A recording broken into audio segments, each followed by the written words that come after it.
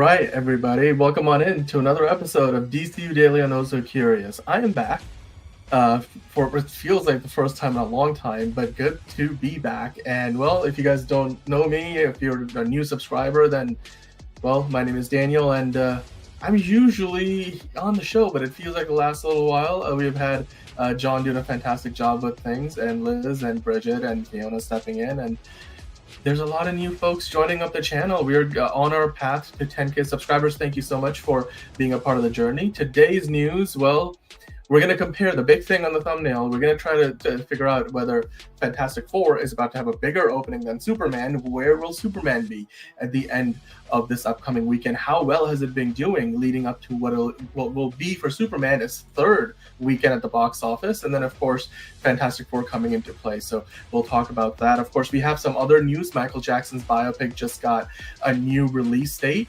After getting delayed by almost a year, so that gives, it was supposed to come out basically by now, but now it's coming out next year. So we'll talk about that. We also have a release date for the next season of Only Murders in the Building, as well as, of course, news from Clayface, the upcoming movie for the DC universe, as well as, of course, Booster Gold. It finally found a writer, and we'll get into a lot of other Superman talk, behind the scenes stuff. James Gunn talking about Superman. What did he actually say about Shazam 2 and Black Adam? Does he like the movies? We'll talk about that and so much more. So to do that, let's get the show started. It doesn't seem to matter what I do. I'm always the number two. All right, mister, I need to paint my abs on to get nominated. You don't see Robert Downey doing that. You're kidding. You're kidding. I can't open the envelope without the... Warner Brothers is heading back into the Matrix with a new movie in the works. Wonder what other surprises are in store. I want to be Bruce Wayne. I like that. You're gonna love me. There's the shot right there. That. Okay, we don't need to see chords. Right there. You look ridiculous. Well, not no more, he don't. What, dude? I can barely understand you. Your accent's insane. What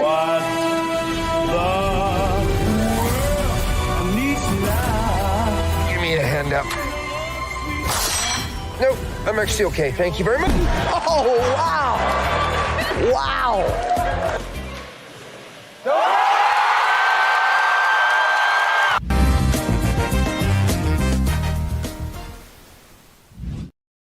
All right. Okay. Let's get into the news, shall we? We've got a lot to talk about today. I mentioned we're going to get into some more, tributes for Ozzy Osbourne, who passed away yesterday. I didn't have a chance to take part in that conversation, so I would like to pay my condolences. But also with me joining today, as always, even when I'm not here, he's here.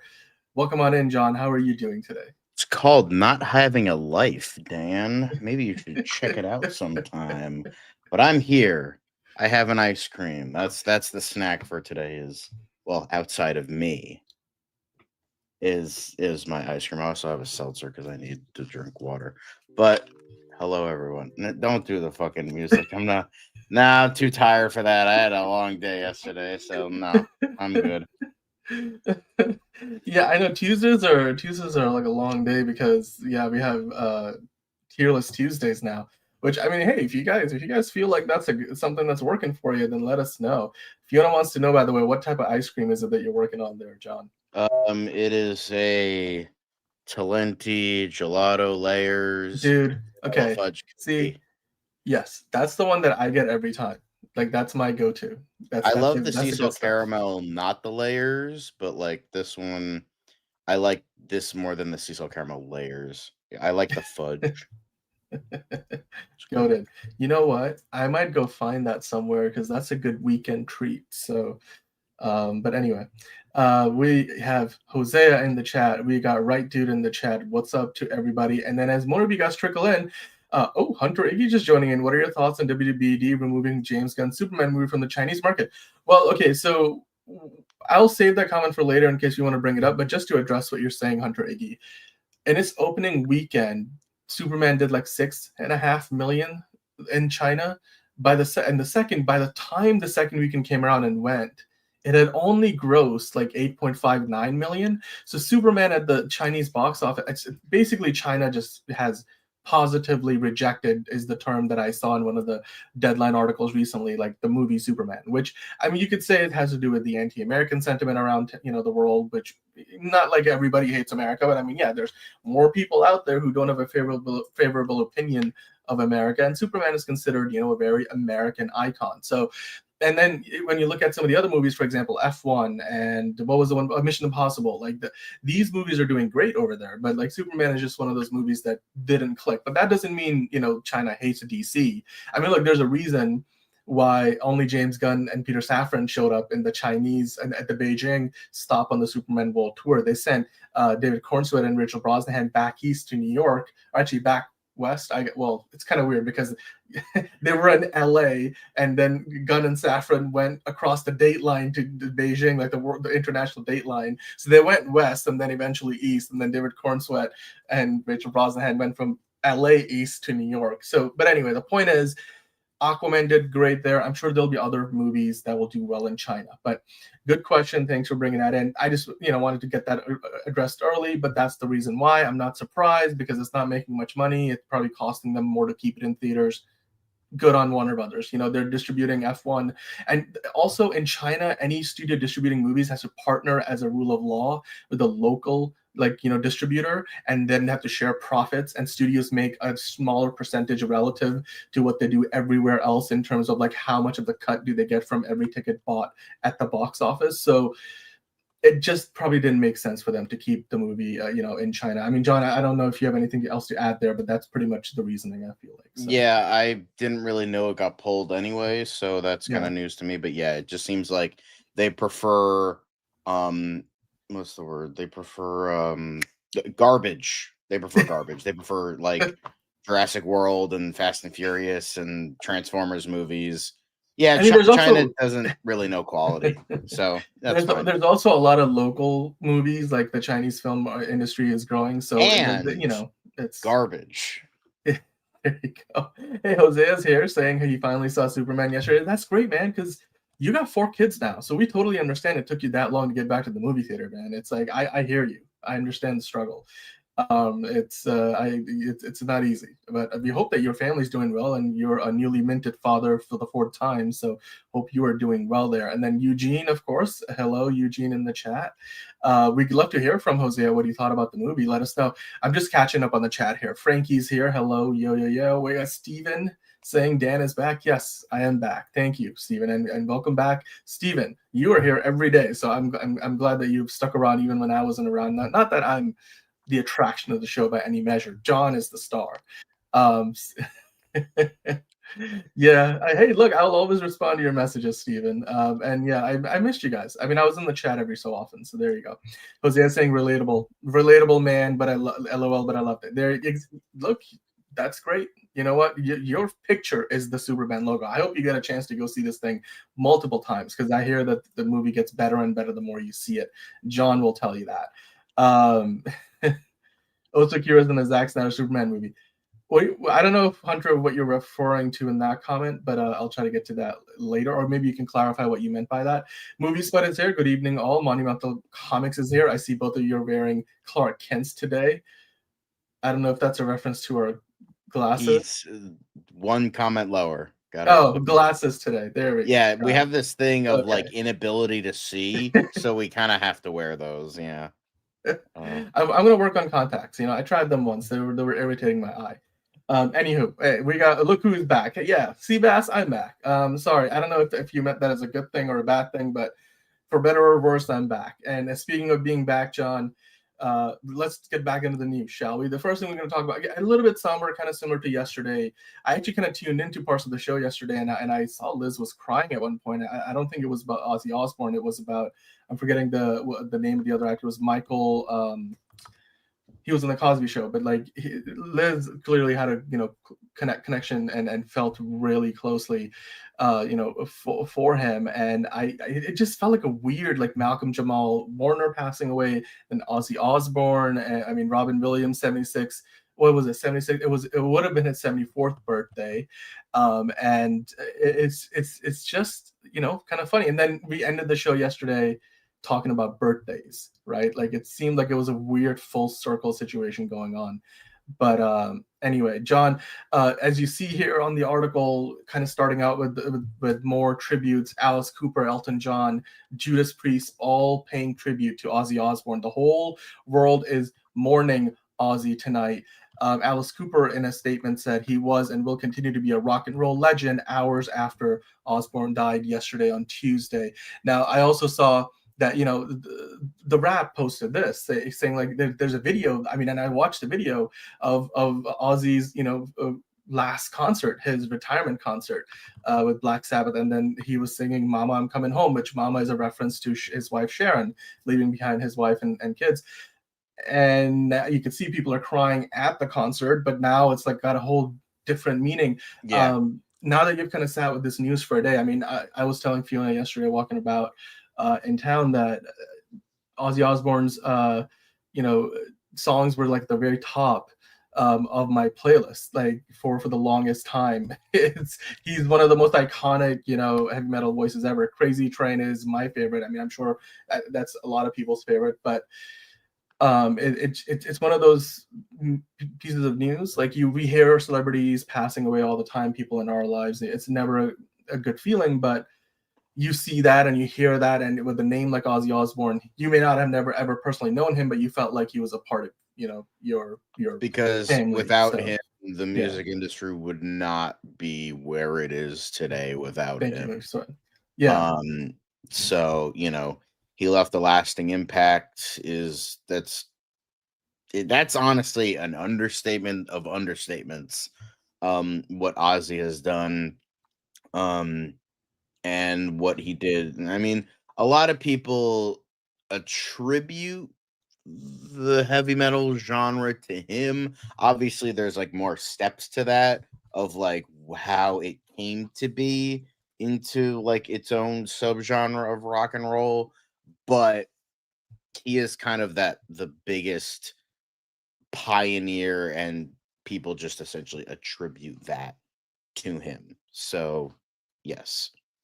Yeah, it's going to be a loss that will be felt for a long time to come, because again, you know, like you said, John, he had a monumental impact on the music industry, and it's hard to explain in words. It's kind of like, you know, I don't look, when you see a name like Ozzy Osbourne, I'm like, there's very few comparisons in the movie world.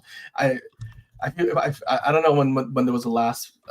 Well, Val Kilmer passed away recently. I mean, I wouldn't say he's kind of on the same level and stuff, but in terms of importance, I mean, look, George. We have, you know, George Lucas. We have all these other big names that are around forever. You're like, I can't imagine a day where like somebody like a George Lucas, somebody like a Steven Spielberg isn't around making movies or being a part of the business that, you know, that they helped revolutionize. So, yeah, but like Frankie's saying, Ozfest was huge for heavy metal bands back in the day, and yeah, rest Malcolm and Oz. So it's a different kind of world. It's kind of like, you know, and you remember where you were kind of moments when that happens. So, Jose is going to send us his Superman review, and we'll look forward to it, Jose. I'll see if we can bring that in.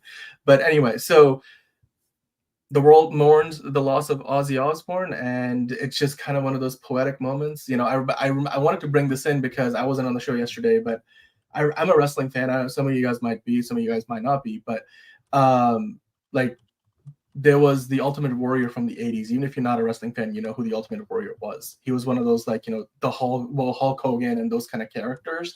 I remember he came back to Monday Night Raw like a number of years ago, did this big speech because he had been out of the business for a long time, and just sort of like, you know, he was a motivational speaker in his latter years and stuff, and it was sort of felt like a full circle. He completed his career moment, and then literally the day after, 2 days later, he passes away with a heart attack. And like, you know, he had a teenage son and a wife and a family behind. Like, it's crazy to see like those kind of. Some people get to go out on their own terms. It's the best I can say. So, yeah, but we wish our very best and condolences to the family of Ozzy Osbourne, of course. Well, with that, John, speaking of family, we're gonna pivot over, guys. Okay, let's I'm gonna just say this right now. Today's show, and for the next probably few days' time, we're gonna talk obviously a lot of Superman DC stuff, but we have a lot of Fantastic Four stuff. And the reason for that is because, well, Fantastic Four is now set to become the biggest movie at the box office, right? Now that's really the big topic that we're here for today, comparing how things are going to go for one movie versus the other. Will it do as well as Superman did? What does that mean for the comic book genre as a whole? But yeah, we're going to get into that. So let's start off, John, by talking about the latest box office predictions for the upcoming weekend for the Fantastic Four First Steps. Now, we've got this from Deadline. So they're saying this movie, basically the first time Marvel Studios has given a Fantastic Four a shot. It's expected to be big, 190 to 210 million. You see there the global box office number. That's kind of what Superman did. If I remember correctly, Superman did 220 million worldwide, include all of that 220, 125 came from just the domestic U.S. and basically North America, U.S. and Canada box office, and then another 95 million came from the international market, which even to this day feels like it's a lower number, and we'll talk about that later. James Gunn actually recently commented on it. But John, when you look at the breakdown of the two, let's say on the low end 190 million, on the high end 210 million, what that breaks out to is on the low side, about a 90 million of that will come from international markets, or up to 100 million. Then for the domestic market, North America, Fantastic Four could make as little as 100 to as high as 110 million. I know there were some predictions out there looking at maybe 125 to 145, but Box Office Theory also predicted the Superman to make a lot more money than it actually did. So I'm going off of the numbers coming from ComScore, which is where Deadline is pulling these numbers from, so that they're a bit more, conservative, but their, predictions tend to be more accurate. And I know you guys are excited to see it. Now, with these numbers, John, I want to get your take. Do you think this movie does as well as it's projected to do? Do you think it can even cross that threshold? Because we will get into the Rotten Tomato score. The reviews are out. You went over those yesterday.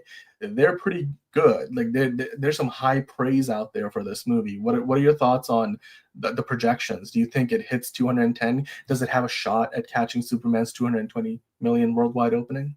I think it'll do a very good job over. It's just like it depends on what the kind of deal is, because it's like there's so many different factors for and against it. Against it is Marvel fatigue. I think I'm going to say that I'm specifically Marvel fatigue. It's just like all the shows, the past two movies, it's burdened the brand with not good things, and that is a thing against it. However, contrary to Captain America, the biggest thing is like Captain America Brave New World, it had the Captain America name, but it didn't have Chris Evans. So there's the idea that it just like Anthony Mackie couldn't hold that legacy in terms of that. Not again anything against him or the movie. It just, they couldn't do that. And on top of the fact, it was not marketed well. Meanwhile, Fantastic Four is doing its own very Summer of Superman style marketing, which is very good. But on top of the fact, Fantastic Four is actually more well known than Thunderbolts, hell of a lot more well known. And then it's a little bit more well known Captain America, maybe on the same level because Captain America became so popular with the MCU. So obviously, and it does have a stacked cast. It does have, more. It's different. It's, as Kevin Feige keeps saying, you don't have to do homework to, thank God. That's a big selling point. And the fact it's like a period piece, so that'll bring people into it. And I think a lot of people are impressed by it. It's just I never watched it, so I can't judge. But it's just that I don't know. It has a lot going for it, a lot going against it. I think it'll be around the same line as Superman because it's like Superman is still more popular, but the thing is, it had a lot of DCEU. But the problem with Fantastic Four, it doesn't really have a whole lot of fans, period, in regards to Superman.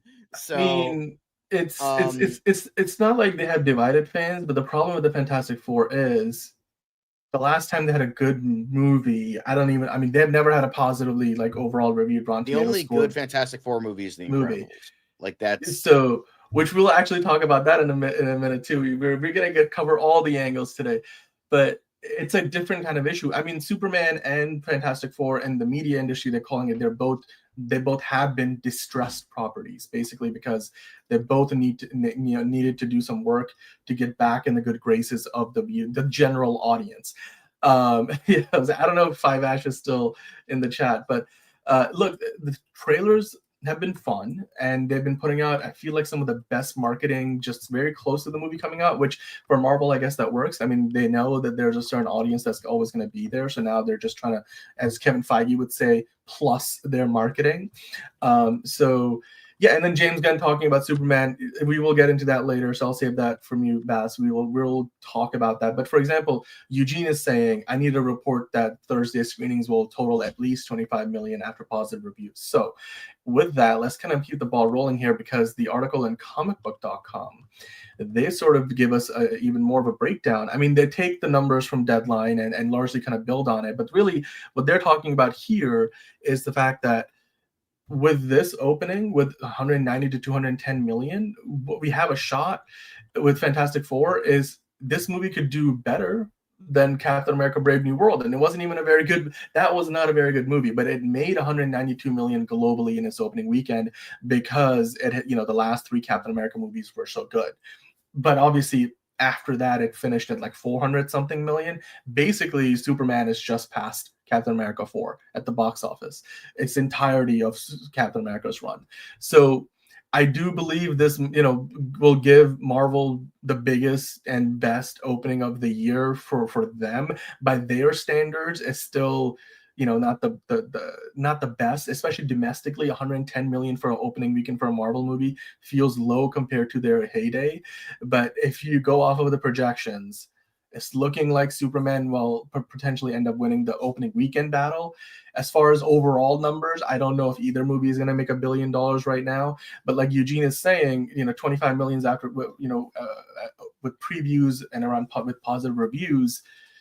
I read today that this movie has kind of caught up with its pre-sales to where Superman was before it came out, as well as Guardians of the Galaxy Volume 3. So the other two comparisons, I mean, they're doing that comparison because, again, Guardians was a James Gunn movie and Superman is a James Gunn movie. So in terms of pre-sales, is doing relatively well. Also, the 25 million for this movie, I don't know if it's going to be able to get there, primarily because of that 25 million Superman did, they had an early set of screenings with Amazon. They're not doing that for Fantastic Four. So like roughly 2.5 to 3 million came from that. So that's something we have to keep an eye out for. But yes, Steven asking a question, where are you watching Fantastic Four? Are you getting a popcorn bucket? And same for John. I know I haven't decided yet, but probably will be either Regal or AMC. John, I don't know. What about you? Do you have plans yet to go see the movie? And then I'm going to be seeing it on Friday. Okay. So there you go. I mean, we're going to talk about it. We're going to talk about the movie. We're not going to talk about it in spoiler fashion until Monday, but we will review the movie by the end of the week. The other thing I was going to say is, if you guys want us to do a full spoiler discussion special episode like we did for Superman, let us know and we'll work on that. But yeah, the Regal popcorn bucket looks nice. Not only the Galactus one, but the fantastic car. We'll talk about that another day. But thanks, guys, for sending in the question. I mean, Bass Reeves is taking his entire family to see it, and he's got tickets to go see it tomorrow on opening night, or previews night, as they say. Frankie G going to see it on Sunday. All right, let's see. I know you guys are talking about like how much is it going to make at the box office. Look, right now the movie looks fun. I actually like the marketing and all the trailers and clips they've put out in recent times. You see that Pedro Pascal is out there in full force doing interviews, to the point where, I mean, and then Max Shackman, the director, talking about the movie too. He said that at one point, I think that you guys talked about this yesterday, right? Yeah. That the idea that Max Shackman sort of let it slip, that he was building up Pedro Pascal from, his character, Reed Richards, from being, this scientist who's closed off in a lab, to becoming a leader and a father, to leading the Avengers. Like, he's going from being this absolute recluse scientist to becoming potentially someone who can lead the Avengers. Well, today he kind of walked that back, because apparently, like, people took that out of context, which, I mean, go figure, it's the internet. So as far as, what he said to clarify it, he said, look, while I can't speak too much about Doomsday, the idea of him as the leader of the Avengers in Doomsday was something that the internet has run with and has actually they misinterpreted something I said. I was actually talking about Reed Richards in the comics and how different he can be from issue to issue and from run to run, and that sometimes he's a cerebral scientist locked away in the lab trying to solve everything. Sometimes he's leading the Avengers and running off trying to save the day. Sometimes there's an emphasis on him as a family man. So I needed to encompass all of those things. And basically he said that, that's why Pedro Pascal was cast, because he could play someone who could do he had the range to do that. But ultimately he said, so where Reed Richards goes in Doomsday is for the Russo brothers to tell you. So, which I totally understand that. I get it. And yeah, I mean, with that in mind, John, do you think Matt Shakman sort of let something slip, or like he's just sort of, I don't know, walking it back, or does he genuinely mean what he says here, that the internet just kind of took him? I don't know, like maybe he just means that context. He'll be the main character. I don't know. That he'll just be like the main character of the movie, which would be kind of dumb, but like that could also be the case. So I don't know. Well, I mean, you'd imagine it's Avengers Doomsday. Who is Doom? It's like if you made a movie called Professor X, you would imagine Magneto will be potentially in the movie and be the other, lead, or I don't know. Like it's. I'm just saying, like it would make sense. It would certainly make sense. And if you look at some of the set photos, the rumors have been that they're going to show the childhood of Mr. Fantastic and Dr. Doom growing up, and what things were like, and we're going to see their homes and stuff. And I said there might be a time travel or more alternate dimensions involved. So I would not be surprised. But yeah. So I know you guys are talking about Superman and Fantastic Four. We were working our way through all the stuff. The other thing that Matt Shakman recently was talking about, John, was just how important he believes Jonathan Hickman's iconic run with the Fantastic Four is, saying that the Council of Reeds is invented there, Future Foundation is invented there, and it's hard to beat Spider-Man coming and consoling Franklin after the loss of Johnny. I think, again, it's fantastic that, and pardon the pun, that Matt Shakman, the director of the film, knows so much and he's done his research on the characters. The one thing I was curious about, because the Future Foundation makes sense, Council of Reeds makes sense. I mean, we're in a multiverse saga. Clearly, the Future Foundation is a big part of the movie, but the Spider-Man crossing over potentially, that's interesting. And also the idea that the loss of Johnny, like as an uncle to Franklin, leading to Peter Parker becoming a bigger part of Franklin Richards' life. Do you think, again, Matt Shakman maybe is giving away something without even thinking about it potentially, or am I just trying to connect the dots here that don't need to be connected? I think it's just like the idea of like Spider-Man interacting with the Fantastic Four and how we'll eventually get that. And I think it's just, I think it's just like, it's a good moment in the comics, then he's just trying to recommend that. I think that's all it is. Yeah. I mean, look, we'll find out, because Tom Holland's Spider-Man he's going to be around for a while to come. So who knows? Maybe in 10 years, if Tom Holland hasn't retired, maybe that's where they're going with this. I mean, hey, look, Kevin Feige plays the long game. He's got a 7-year plan. Does have a popcorn bucket? I think he does. We're going to look for that, Bass Reeves. I'm going to keep that in mind. I will keep that in mind. You know what, Frankie? That's a good point, because we're actually going to be getting around to that soon. But before we do, John, they put out this whole new clip. But when I was saying they're putting out the best marketing close to the release of the movie, which tends to happen with a lot of films. Sometimes it can overcorrect. Like, they'll show you Doomsday in a fight with the Trinity of DC in a trailer before the movie comes out. But sometimes they get it right. And I feel like so far with Fantastic Four, this first 5-minute preview, which gives you like this alternate, Marvel Studios logo from, the other Earth that they're a part of, and it gives you like a basic summary of who the Fantastic Four have been through the lens of a late night talk show within this fictional world. We've seen parts of it in the trailers, but to me, again, pardon the pun, it was fantastic, because this 5 minutes really convinced me, and also it kind of clarifies why maybe they cut out John Malkovich from the movie, because basically they just took maybe what was his part and turned it into a highlight package within the first 5 minutes of the film. Did you get a chance to check this out? What did you think about it? I didn't get a chance to check it out. Maybe I'll check it out like right now. Okay. But like I like the idea of it. I like the vibe of it, of like introducing them through like all this stuff. And I think that's a really good idea. And it looks like that Marvel is actually trying with this one. And it seems like they're actually having a lot of fun with it. And yeah, I thought WandaVision was really good up until the last episode, and then they shit the bed. They did, absolutely. They turned it into every other Marvel thing ever, and I was like, that show did not need to end with a big battle of witches flying in the air fighting each other. That wasn't necessary. So, but anyway, this clip, by the way, like makes me wonder, because here's the thing: when I went to the comments for this, some people are looking for like, this is what we want to see. We can't wait for this. Of course, you got Mark Gatiss in there, so like you're gonna get cameos. Yesterday, you guys were talking about the original, cast of the unreleased 1994 Fantastic Four were on the blue carpet. Is Fantastic Four dark? Looks pretty light to me. Yeah, I don't see as dark. Although what I will say, in some instances, like their comments saying the fact that they're putting something out like this means the tracking for this movie isn't where they want it to be. You could say that, but again, Marvel is kind of fighting the same battle here as DC was with Superman for different reasons we talked about, right?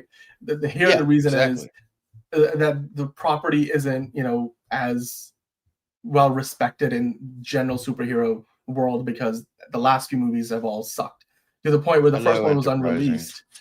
And I mean, by the way, these Marvel Rivals looks are pretty cool. I don't know if you guys are fans of Marvel Rivals, but actually, let me see if I can skip past some of this stuff. John, here are the Rotten Tomatoes. Oh, no. We're talking about that facial hair thing. We're talking about that. We're going to go back to it. We're going to go back to it, but I just wanted to compare. Yeah. I mean, this is the problem they're fighting. Like, the quality of these movies have not been very good. Do you want to kind of walk us through again why Marvel might be trying really hard with this project? I'm just shocked that Silver Surfer has a higher score than the first movie, because I remember everyone saying that Silver Surfer sucked in comparison, but that's just me. But I think like there is a lot of stuff going against it. I think as I mentioned, there's MCU branding and then Fantastic Four branding. Both of those brandings are not in a good place right now. You have MCU, last two movies didn't do very good, and now you have this movie. In regards to Fantastic Four, you have the last three movies, pretty much every single Fantastic Four movie being terrible. So, I think there is the idea of, like, I understand, like, because if the MCU was in a better place, I'd be like, absolutely, 100%, yes. But the problem is, now the MCU is kind of that fallback they don't have as concrete anymore, because the thing is, if it was just like a standalone Fantastic Four movie, it would do terribly, because after Fantastic Four Fan Four Stick, it like was not even going to be like see the light of day, because how bad that movie was. But it's like, oh, it's part of the MCU now. Look, MCU stuff. It's like, oh, the last two movies were bombs. Shit. So it's like now they're kind of like, oh, let's just try to market the shit out of it and really, really like do that. So, I think by the way, Frankie's saying that I believe you're I don't know if it's made more than Brave New World. Superman hasn't made more than Thunderbolts and Brave New World combined worldwide yet. It might have beaten their domestic numbers, but not quite there yet. But anyway, I mean, you were saying though, John, it's a quality issue. So I mean, yes, Nico has a good point that being part of the MCU does give it a higher floor. but it doesn't guarantee, the best ceiling possible. And as far as I think when you guys were explaining the tone of the movie, it's more the idea that this movie feels, what Fantastic Four feels, more not darker. Like, it's not The Dark Knight. It's not anything like, the first Joker or anything like that. It's certainly not like rated R like the Blade movies, but it does feel like it's gonna take itself more seriously than Superman did with what James Gunn did. So I think that's a good comparison to make. I guess we'll find out. And yeah, the Rotten Tomatoes score is doing pretty well right now, Enterprising, and welcome on into the show. We're gonna get into that in a little bit, because I mean the score here, 87%, was from when I pulled this graphic earlier. So that has updated, but we will get into that. But yeah, I mean, basically the point being, Superman and Fantastic Four both needed rehabilitation at the box office, and Superman has done that clearly. That we'll compare the Rotten Tomatoes. Yeah, exactly. Enterprising. It did go up 1 percentage point, although it seemed like it exchanged 1 percentage point off the audience score, which went down to 92 to get one more for the critic score, which I'm fine with that. But it's also a good point that, look, Superman doing well means Fantastic Four will do potentially even better. A rising tide raises all ships. Good point. Now, with that, John, let's go back over to what you did not want to skip, which is we already went through that. There we go. Actually, no, we already talked about that too. We're doing good today. All right, Pedro Pascal, talking about, because again, he's very popular right now. You guys reviewed yesterday Eddington, which he's in. He's, of course, in Fantastic Four. He's in Avengers Doomsday. The man is everywhere and anywhere. Like, he's going to be in the Mandalorian and Grogu movie, which might become a trilogy. Well, Wonder Woman 1984, John. And that's the movie that was not very good. Maxwell Lord. Yeah, we the memes have been done to death. I get it. Here's the thing. I will say I don't hate his Maxwell Lord. It's just like, again, it's the writing that fails him. But the problem is,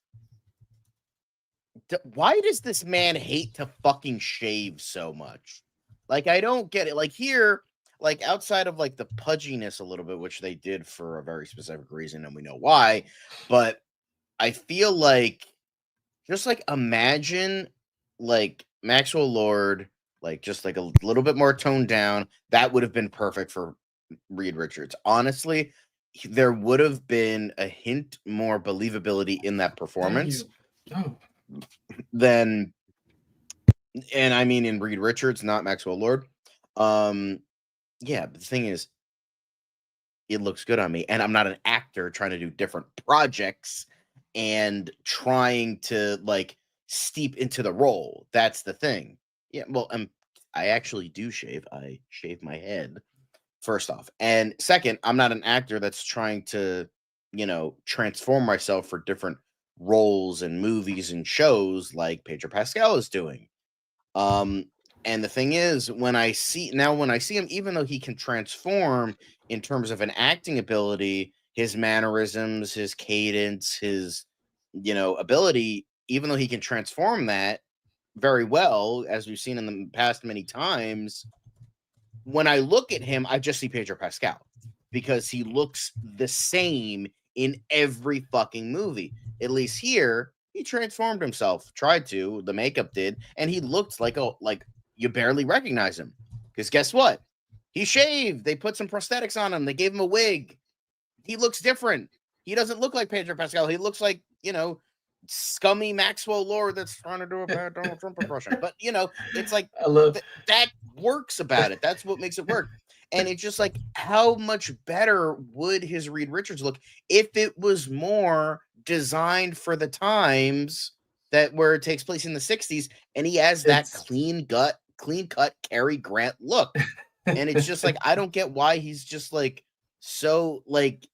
So I mean, by the way, Movie Spuds comment, I bet Pedro is also in Smurfs. I know what you did last summer, the Naked Gun and Weapons. Probably.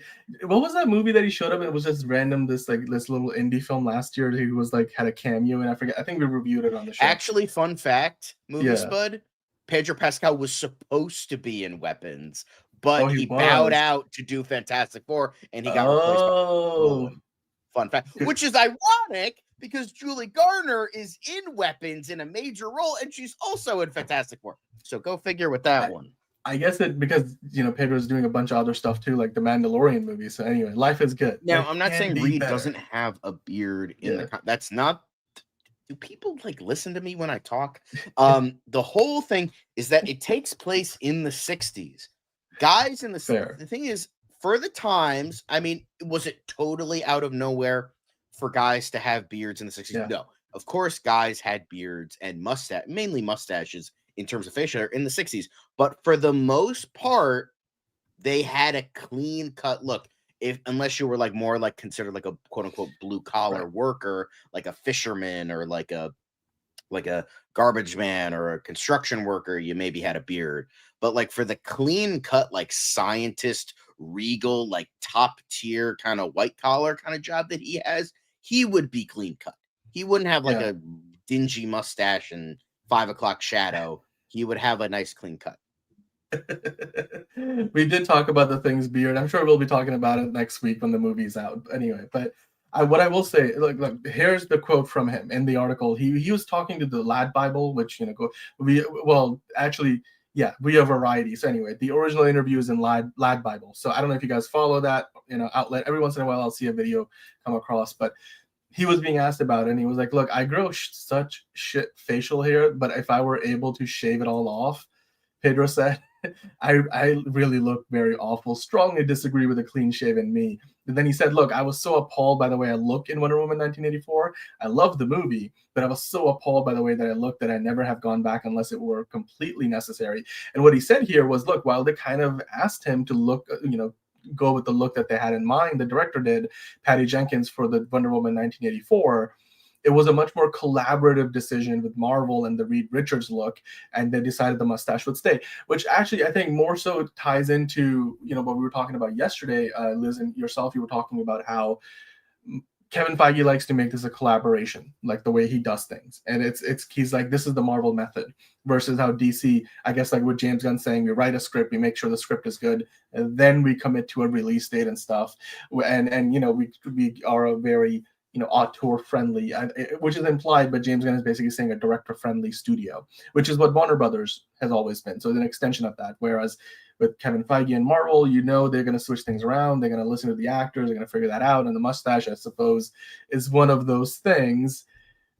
And I feel like maybe, that's another difference between how DC and Marvel operate. And that's okay. It doesn't mean that, one way is better than the other. We're going to find out in the long run, of course, because of the success of one or the other studio. But Marvel so far has proven their method works at least. And DC's on their way. So, but also, John, I think Pedro Pascal is just, he's like this like hipster dude. He's like, I want to like have my mustache on. We're going to talk about another actor coming up in a trailer soon, Keanu Reeves, who clearly also is in the zone in his life now where he's like, look, you're going to cast me in a movie.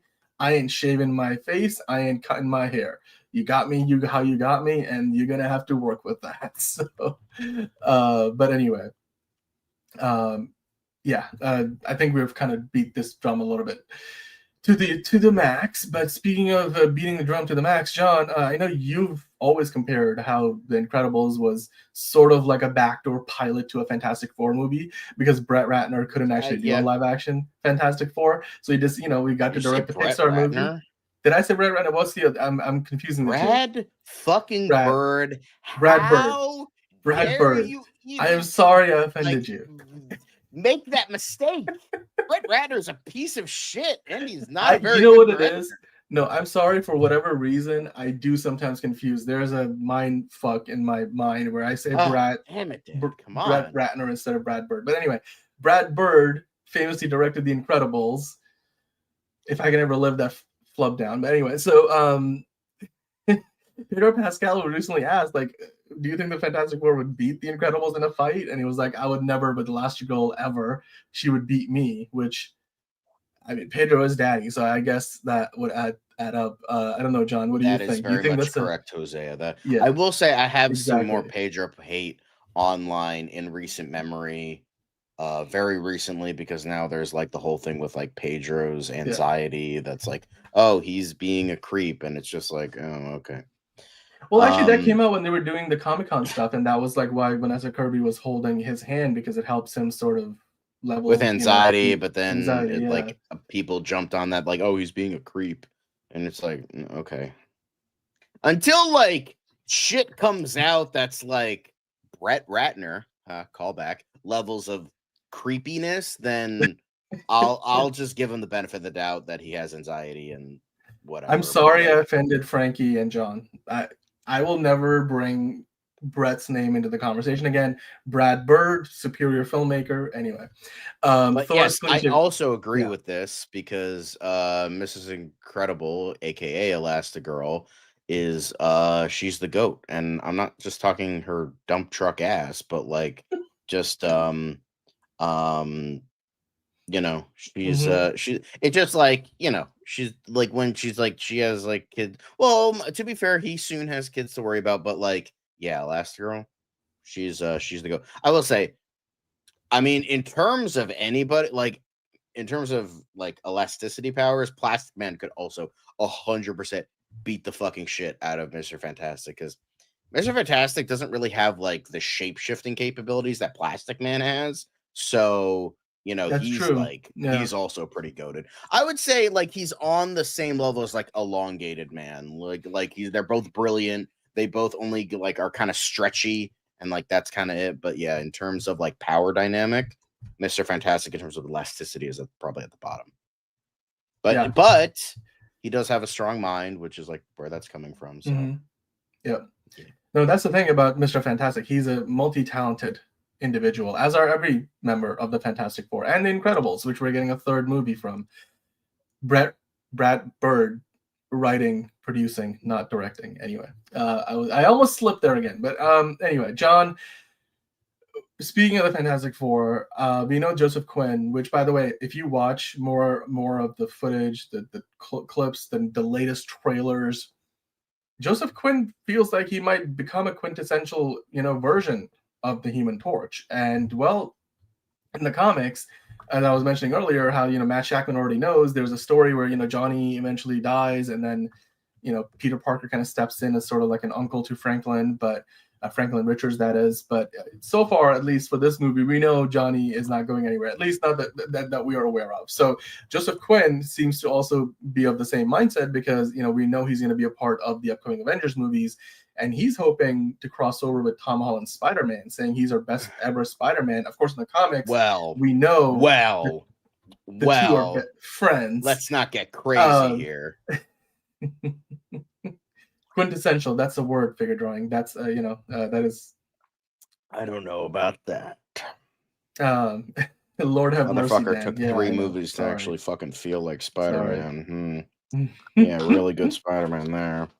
Fucking was Iron Man Jr. in the first 2 fucking movies, and then they finally made him Spider-Man in the last movie. That's crazy. Yeah. Meanwhile, Toby, Andrew, right there, Spider-Man. This guy. I prefer Andrew Garfield. But Angelica, by the way, we're gonna and then we're gonna talk about Zach Krieger. We have a story about him later in the show.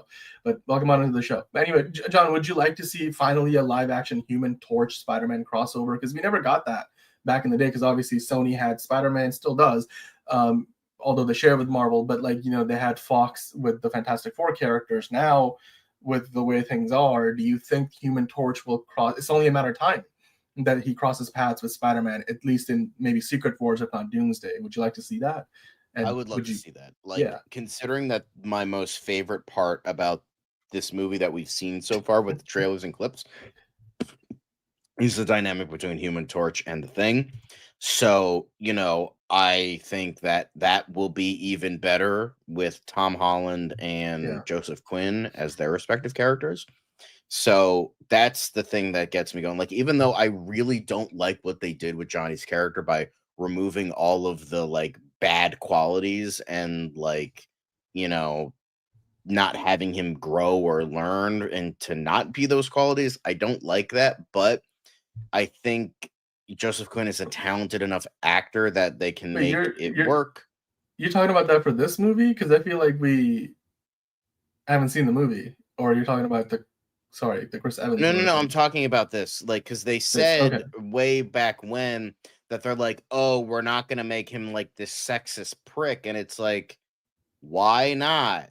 Because Mm. that's the character, and the reason it works is because he grows to not be like that. So they're like, oh yeah, that's like a has-been thing from 20. It's like, no, it's having character flaws.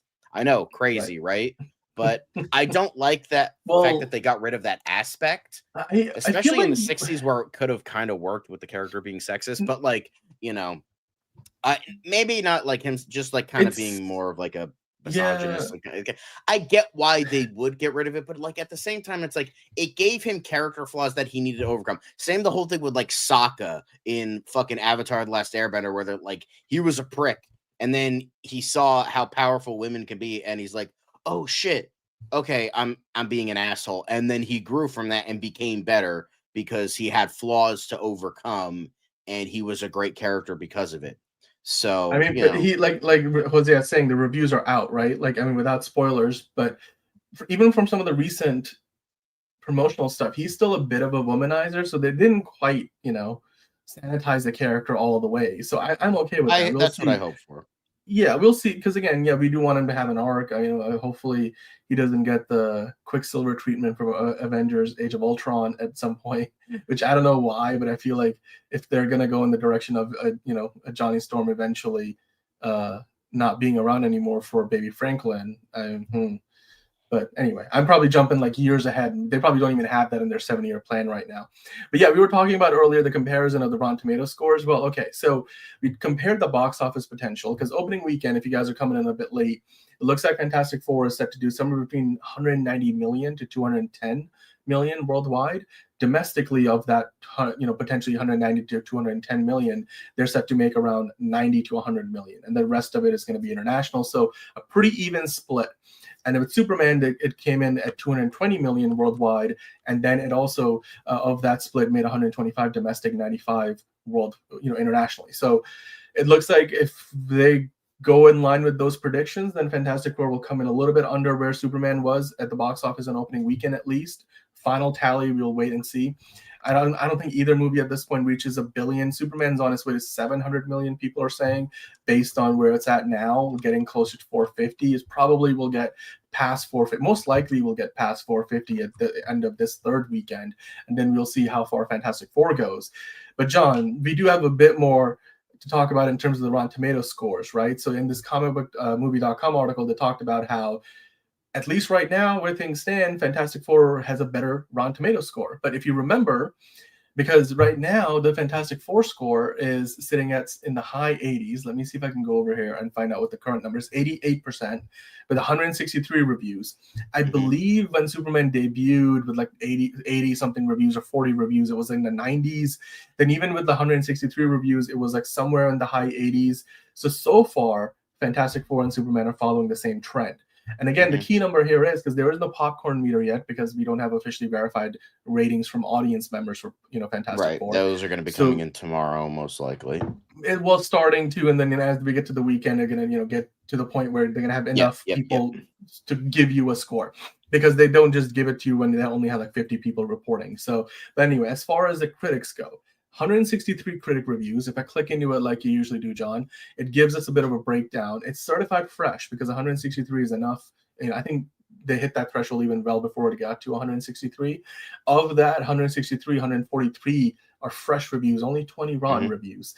Then you look at just what they consider their top critics on Rotten Tomatoes. 33% out of the 41 have given it a fresh review. So that's pretty good. 80% of the top critics, 88% overall. Now, I said it's 163. That's the key number, because right now, Superman, if you're saying, oh my God, is Superman not as good of a movie? I mean, well, you haven't seen Fantastic Four, unless you have, and then you can give us, an assessment. But and it's all right if you hated one and loved the other, or loved both or hated both. But as of right now, Superman sitting with 444 reviews. One of you guys mentioned earlier, I think Enterprising did, jumped from 83%, where it was sat for the last week or so, up to 84. So with 444, Superman settled at around 84%, which was, I think, somewhere in between what John and I predicted would be before the release of the movie for Superman. Now, Fantastic Four, like I mentioned, with 163 reviews, is sitting at 88%. So, John, do you think by the time Fantastic Four has, like, say, 400 plus reviews, almost 450 that Superman has, do you think it will be able to hold in the 80s? Because they're both already certified fresh, which is great to see, because again, a rising tide raises all ships, like Enterprising said. Do you think though that Fantastic Four will be able to hold closer to the 90% number, or is it going to drop by a few? Maybe go closer to where Superman is. I think it'll be pretty even. I wouldn't be shocked if it's more because, again, even with the recent not great track record of Marvel, it is still like there is still like 15 years of like Marvel movies, mainly highs for at least in the eyes of people. So, there is that, and I think there probably is a little bit of a bias there. So I could see it being maybe around the same place, maybe a little bit higher. Yeah. And then just to kind of finish this conversation of comparing the two movies, Superman now it's sitting at 92% at the popcorn meter, which over 10,000 verified ratings from fans who Fandango has verified they went and saw the movie, they bought a ticket, it was verified. 92% is really high. Not a lot of movies sit in the 90s with the popcorn meter, because that means the audiences overwhelmingly love the movie. Now, if it's Fantastic Four, do you care to guess where that popcorn meter might end up? Because we know for Superman, it was in that like the high 90s, 96% for a long time, and it sort of trickled down a little bit and settled in the low 90s, which is still good, really good. In fact, it's terrific. But do you think for the Fantastic Four, we're going to get a number that's going to feel fantastic? Like, is it going to be close to where Superman is for the audience scores? In terms of that, I think, yeah, it'll be, I don't know. It's just like, I feel like every like decision I can make in terms of predicting this kind of thing, I feel like I'm going to be wrong. Like, and then they're like, oh, you were wrong, you fucking idiot. So it's like, I don't know. It's just like, I feel it's a bit. What is Superman at right now? Can you show 92%. 92%. Okay, yeah. So I can see it being like mid 90s for the popcorn meter. I could see it being mid 90s. And I could see maybe the critic score going down. 81 seems low. But anyway. Yeah, I could see that. I mean, Superman had like a 96 when that like first got out, yeah. But maybe even higher. But I could see like having, high 90s, and then it'll probably go down a little bit. Maybe not quite as much as Superman, because, you do have review bombing, and I don't think anybody's going to. Well, no, but that doesn't happen. That doesn't happen anymore because they have to be verified. To be fair, I bet there's still some people that like go to see the movie, have a verified thing, and then they probably have some way around it. There's a problem. Yeah, but I'm just saying there's not enough people out there who can just just throw in a random. You review. Do not underestimate the hatred of Snyder fans, Dan. Well, thankfully this is not a DC movie we're talking about.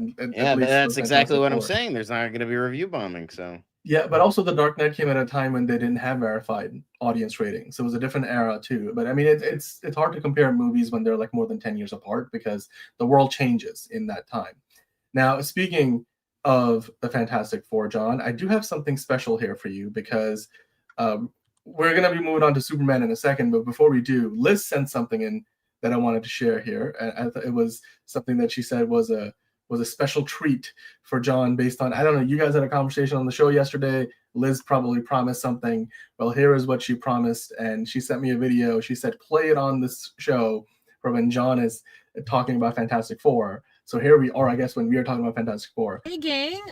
Just came from an appointment. Wanted to check in, specifically a nail appointment. John had asked last week if I was going to do Fantastic Four nails for the movie this week. And guess what, John? Just for you, Fantastic Four nails. So I've got the whole family there. You've got a little bronze for the Thing, gold for the Human Torch, Sue Storm right there, Reed Richards. Fantastic Four colors, and I even did a little Silver Surfer moment. It looks kind of white here, but I promise you it is silver. Just wanted to show that. I do, hashtag nails for Pedro, but this week, hashtag nails for John, nails for Fantastic Four. Really excited to see the film. I'm seeing it tomorrow, and I can't wait to talk with all of you about it next week. Have a good one. Yeah, there we go. What did Jeff Snyder think of the movie? Yeah. But hey, Liz is gonna be. She's excited to see Fantastic Four. I don't know if she told you guys as much yesterday. Can't wait for that. We got Anthony Manzano in the chat saying places like Rotten Tomatoes and other review websites are actually tied to Fandango, so they check if you actually bought a ticket to the movie. Now, yes, exactly. That's what I was saying. That's why they call them verified, ratings for the audiences, because Fandango and Rotten Tomatoes are kind of part of the same, parent company. Mostly owned by Universal. Warner Brothers has a bit of a, ownership stake in it. So yeah. But hey, it looks like we know what Liz is going to be sporting, because she wants to make sure that Daddy Pedro, if he happens to come check out her nails, they're on point. I mean, well, you already know what they look like, so it's not a surprise, and then you wouldn't go pay for them. Meanwhile, feet pics, people are gonna want to get those because people love feet for some reason. I will never understand it, but I don't kink shame, so here we are. Yeah. Well, you know what, John? Let's switch over. Let's start talking about some Superman stuff, shall we? Let me see if I can find the graphic, because we do have a bunch of Superman stuff. So we have a lot of DC stuff to talk about today. Excuse me, but John, let's begin with some Superman news, because we have been doing this for the longest time, and deservedly so, because Superman is here to stay and he's making his mark, and hopefully making at least 500 million by this time next week. With that in mind, John, we were talking about in the movie, there's a moment where Superman is fighting the kaiju and he saves a squirrel. Apparently, that moment was almost cut from the movie. James Gunn mentioned in several recent interviews. In fact, I just finished watching the Happy, Sad, Confused podcast, and he talked about it there. I think he talked about it in the Rolling Stones interview. He said that, look, it was like the DC writers even, and the other friends and family screenings that they did, like Marvel does, like there were kind of people saying like it's kind of ridiculous, and even the audiences in some of the test screenings were like, why the F is he saving a squirrel? Like, do we need to see that? Like, and James just proves that test screening audiences are fucking stupid. They literally don't know a I think they pick up off the street the dumbest people that have no intention of seeing this movie, and that's who they get for test screenings. Because that is literally one of the most talked about moments, and I'm talking about positive talked about moments in the movie. So it's just like, what? And here's the thing. You know what else, James Gunn, you should have included? The goddamn title cards. They revealed the goddamn title cards. I'm like, that would have made it even more awesome. But no, they got rid of the fucking title cards, and now there's awkward pauses in between days, and that didn't help with the editing and pacing of the movie. Moral of the story, guys, never listen to test screenings. They're fucking stupid. Well, basically, James Gunn said he took out the sequence. Then he was like, look, I'm the filmmaker. I'm the man. He's like, look at me. I'm the captain now, James Gunn said to all the test audiences, and said, I put the squirrel back despite the protestations. What a word that is. We talked about it yesterday. We showed it on the podcast yesterday. that was a Marco Ramos special. He sent it over. That was hilarious. He sent it to us on Instagram, and I don't know, John, if you still have it, but that's an all-time meme. Because the first time I saw that, I was like, okay, they're making fun of Man of Steel, but then I thought about that meme has layers to it, and I just love how it's the squirrel saying, no, let me die.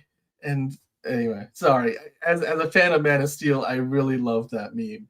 By the way, to answer the question that Anthony Manzano is asking about multiple, post-credit scenes, sorry, where did it go? For Fantastic Four, does it make sense to have both a post and a mid-credit scene? Superman did it, and I think it makes sense because it's up to the filmmaker, honestly. Like in Superman, they really are not consequential. If you left the theater right as the movie ended, you wouldn't miss anything. With Marvel, you never know what they might be teasing and if those teases will pay off. But anyway. Yes, Jordan, we did see the meme, which was amazing. Squirrel. I love that moment. Okay, Anthony, you sent in the question twice. Yes. Okay, so you're saying would it make sense to not only have a post and mid-credit scene, but would it actually take people out of the movie?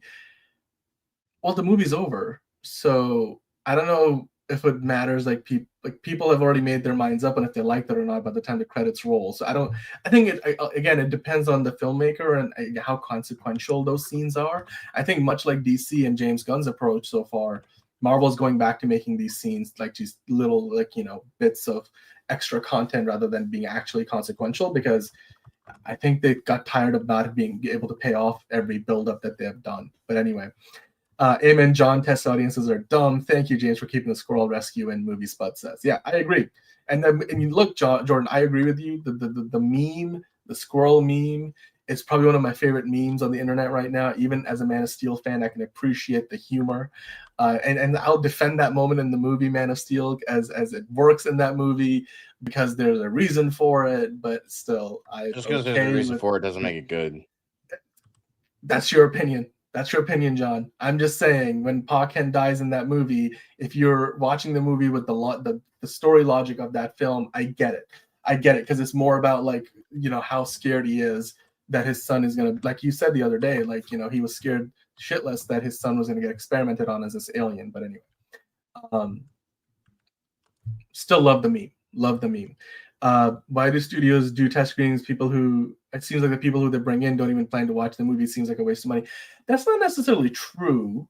I think they do test screenings because, like James Gunn and Kevin Feige and a lot of these filmmakers, they believe that it helps them kind of figure out what's working and not working. And with the Marvel, a lot of times they don't do test screenings where they're bringing in the average Joe. Like, they just did Fantastic Four test screenings, which is rare, with the National Research Group, the NRG.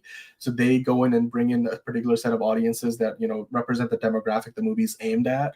Whereas Marvel usually just does friends and family screenings. And so it helps as a filmmaker. If you've ever made a movie and you just want your friends and family to watch it and tell you what to think because you don't want to be too high on your own supply, as James Gunn recently mentioned, or I think Kevin Feige might have said it, but anyway, it makes sense because it helps you correct some things. Like, you wrote a really great script, and you want, like John, you probably have written a script that you've had other people read and then tell you, like, oh, this is confusing, that doesn't work. Test screenings are the same thing. I mean, there's something to be said for doing too many of them, but I think when you do them judiciously, then and you get what you need out of them, and you don't let the test screenings drive your movie, kind of like they overdid that with Captain America 4.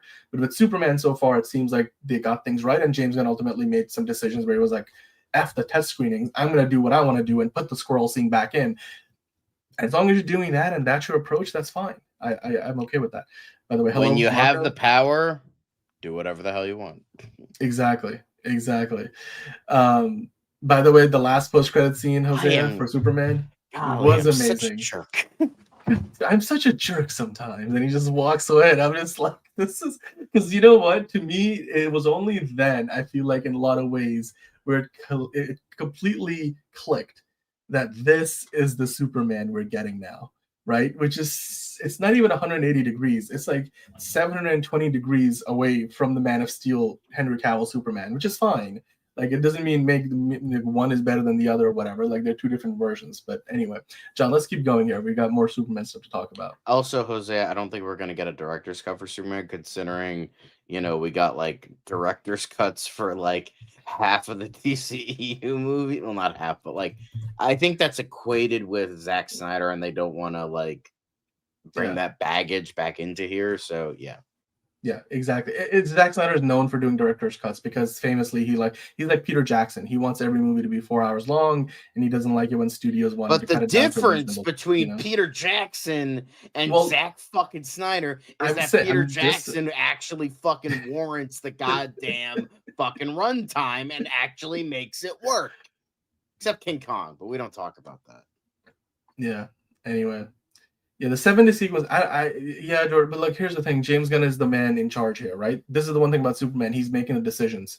And so he's got authority in both the production sense, but also in the creative sense. It was almost as if Kevin Feige was making his own Marvel movies, right? Like, he's producing them, but he's not directing them. James Gunn kind of like puts them. So it's like he's the ultimate authority of like what canon looks like in the DCU. So if he decides to do something, it will be different next year when Craig Gillespie is directing Supergirl. Like, we'll see how much of input James Gunn had on the movie. We'll get to find out. So, and yeah, self-deprecating humor is definitely a thing for James Gunn. That certainly is different from Zack Snyder as a filmmaker. Two very different personalities. Hello, Mario Faith Warrior. How are you doing? Okay, John, let's move on to the next story, shall we? All right. So, speaking of more Superman stuff, I don't know, John, if this page is updating or not, but if you want to click over to the next story. I forgot this was on my end now. Damn. Ooh, yeah. sorry, not used to that. You've been doing that for like 4 straight days of shows. No, I mean, like when I'm hosting, I'm obviously aware, but like I just let you do everything when I'm just like, oh yeah, that may. Yeah, but James Gunn did justify. Okay, so this is talking about this article in Movie Web talking about James Gunn finally addressing. I think it was in a Rolling Stone interview. The idea that Superman's international box office. Well, I mean, they call it failure. I wouldn't call it failure. I mean, the last I checked, the movie's done roughly this, similar numbers across the board, internationally and domestically. John, in fact, if you want to quickly go to that numbers article that I sent you, it shows you the breakdown. You very top at the very top, you see the two numbers. Like you see the domestic box office has gone quite a far, but ways ahead. Although the international numbers are usually a day behind.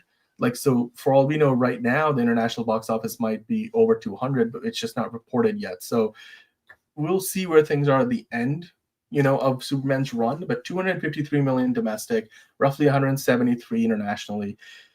Last reporting, that's not bad. 173 is not bad at all, but you can clearly tell there's a big difference between the two numbers, right? So, and that's kind of been this case from the first weekend the movie came out all the way to now. So if you go back to the other article, James Gunn was saying, look, Superman, I mean, while he said Superman is not a big known superhero, again, I feel like he's saying that in the sense that Superman isn't relatively as popular as Batman is around the world, which I think all of us know that pretty much for a fact at this point. It's proven. Batman has how many billion? Batman has $2 billion movies, and overall has grossed way more money as a character. That it's literally that the character that has kept DC alive in Hollywood for so long. So, and with that, and again, like China is an example of where Superman just didn't work. Like they took the movie out of distribution in China because it was making basically no money after the opening weekend. And we talked about at the very top of the show. So while look, Superman starts out today as a lesser or less popular relative to Batman, not the general awareness. You ask somebody who's Superman, people will know.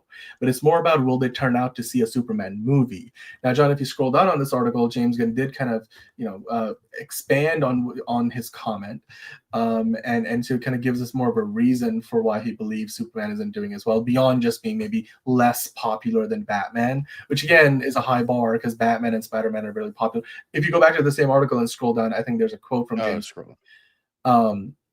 A little bit further down, I think there's one. There we go. So he says there, it also affects things that we have a certain amount of anti-American sentiment around the world right now. James Gunn said it isn't really helping us. So I think it's just a matter of letting something grow. So he's saying two things there. One, which we have mentioned before at the top of the show, talking about the Chinese box office, that yeah, Superman is associated with America in a more direct way than a character like Batman is.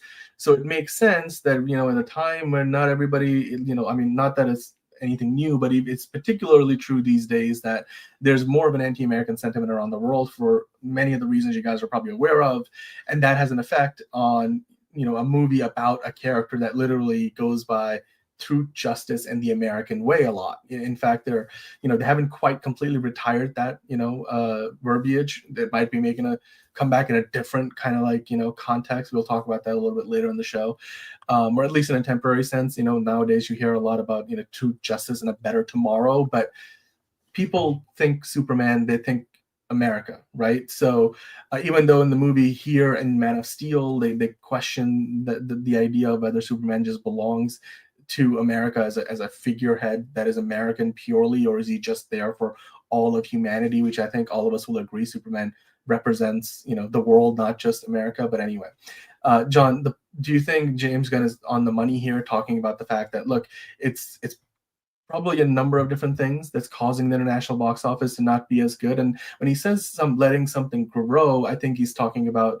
this is the first movie in a new cinematic universe. If this does 700 million, let's say, then the next one could potentially do $1 billion.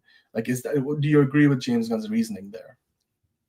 I agree, because quite literally, look at the Dark Knight trilogy. Yeah. What was Batman Begins' job? And people have been making this comparison more and more.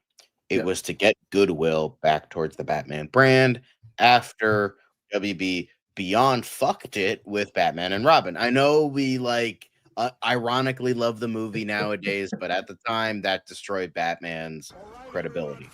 So we want to avoid that. Yes, thank you for that. So Batman Begins was like, hey, let's bring back a lot of things back into the fold and it's more serious again, do all these things. And then Nolan can be Nolan for the next movie. As I just watched Troy Boyle 17's latest video today, and he was saying something. I know somebody mentioned it in our chat about Batman Begins, like having more of a comparison to this movie than something like, Iron Man. But like the thing is, it's just I agree.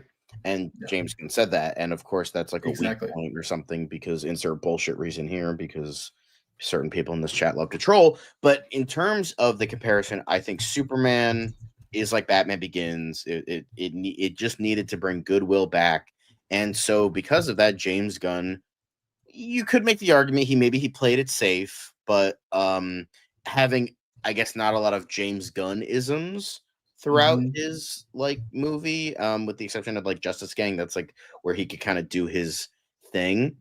But this was to just bring goodwill back to the DC brand and to the Superman brand after the last, movie we, didn't really get, like, because the thing is, and we'll get to that with the Batman. I'll save that for the Batman like stuff, but it needed to bring goodwill back, and because of that, it's not going to be this. I don't think it's going to get $1 billion.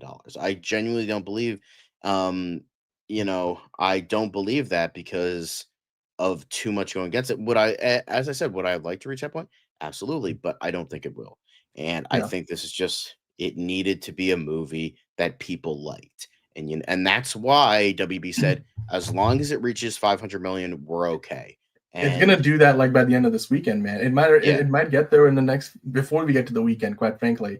But to address what Angelica was saying, 10 days. Well, Superman had like 2 weeks to make a lot of money. Not saying it won't make any more money. It's gonna keep making money. I mean, it's aiming for right now on track to make like 700 million worldwide total. Could go beyond that. Could underperform a little bit on that number, but it's. Fantastic Four will dig into a lot of that, but it's still better movies like Enterprising was saying will change trends. Like if Superman movie does great as it has been, the next one will do even better. I think that's almost a given at this point. And Marcos, to address your question, hearing Ma Kent talk with that accent doesn't quite feel like Kansas, the state Kansas where the Kents are from, but it could be that like she grew up in the deep South and then moved up to Kansas, which is more like middle America. So like it's not the traditional or like she talks like that because that's how people in Kansas talk, and accents vary incredibly across the continental United States. So I don't think it's a big inaccuracy thing. Like Movie Spot saying, yes, it can be people in Missouri and Kansas can have a Midwest accent with a slight twang, especially those who live in small rural areas. Ma Kent was a bit exaggerated. Yeah, which is fine. It's a movie, it's not literally a movie where a guy fucking flies and is bulletproof. I think an accent that isn't wholly accurate isn't going to be a fucking problem. Exactly. That make it a problem because they're fucking stupid, but whatever. Yeah.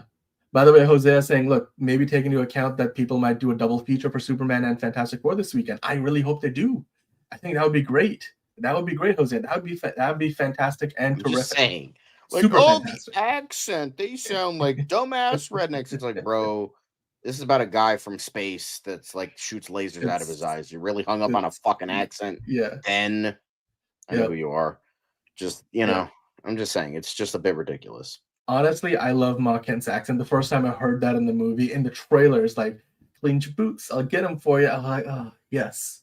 I've never heard that. I was like, Diane Lane then never pulled off that accent. I mean, not that she was going that's just Diane Lane being Diane Lane, which is not a problem because we love Diane Lane. But I'm just saying, she did have an accent. I will say she did have, like, joking aside, she did have an accent, a slight, especially in the in BVS, and then by Justice League, she was really like, yes, she did.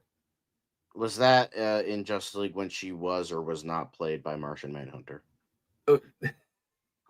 Both, I think. Diane Twin. Yeah. Anyway, okay, let's keep on going. We got more Superman stuff to dive into. We have more Superman stuff. Oh, what? So we talked about the box office, John, but then James Gunn has been posting all these behind the scenes look at the movie, including how they shot that whole "Where's the dog" scene, which this is now from yesterday. I don't know if you were able to play that clip there, but I mean, this is again just another great look. Now that the movie's out, James Gunn is okay with sharing these behind the scenes looks. You can see that they built this on a soundstage, and then they've got like the volume set around it for the skyline, so they can kind of change the look of that anytime they want. We can't really see it play right now, John. I don't know if you might have to click onto the link for that to work. But yeah, it looked pretty good. You can see again the shooting, I think, with multiple cameras here, and yeah, there you go. And then you got the sound people. I will say the guy getting out of his chair is more forced here than anything. Like he has to fully it's not like it doesn't seem natural. That's the only awkward thing with this scene, though. But the thing is, in the movie, you could see that they don't really look at the guy who's flopping around. Like they kind of cut around it, and then they only show him until when he's slapped across the window, which I'm okay with that. I'm okay with this is part of they're acting for the cameras rather than acting on stage. So you will see stuff going on that obviously looks bad if it's not shot from the camera angle it was meant to be seen from. So yes, Nico, I think we have that clip actually. We'll get into that in a second because we're going to do a whole deep. James Gunn just putting out a bunch of these, but let's keep on going, John. We've got a few more. We're going to treat these kind of like quick hits because there's a bunch of small stuff that's coming out now from the movie, including, of course, Nathan Fillion and Anthony Carrigan kind of giving us their impression of Superman, the Justice Gang kind of doing it. Which this is again from the Entertainment Weekly press junket interview. It looked pretty. Is she wearing socks on top of stockings? I think so. Hello, Anthony Carrigan's like, oh, it's on to tilt the camera, and then you and magic, just turn right. Yep, turn sharp left. Level out. Smile too.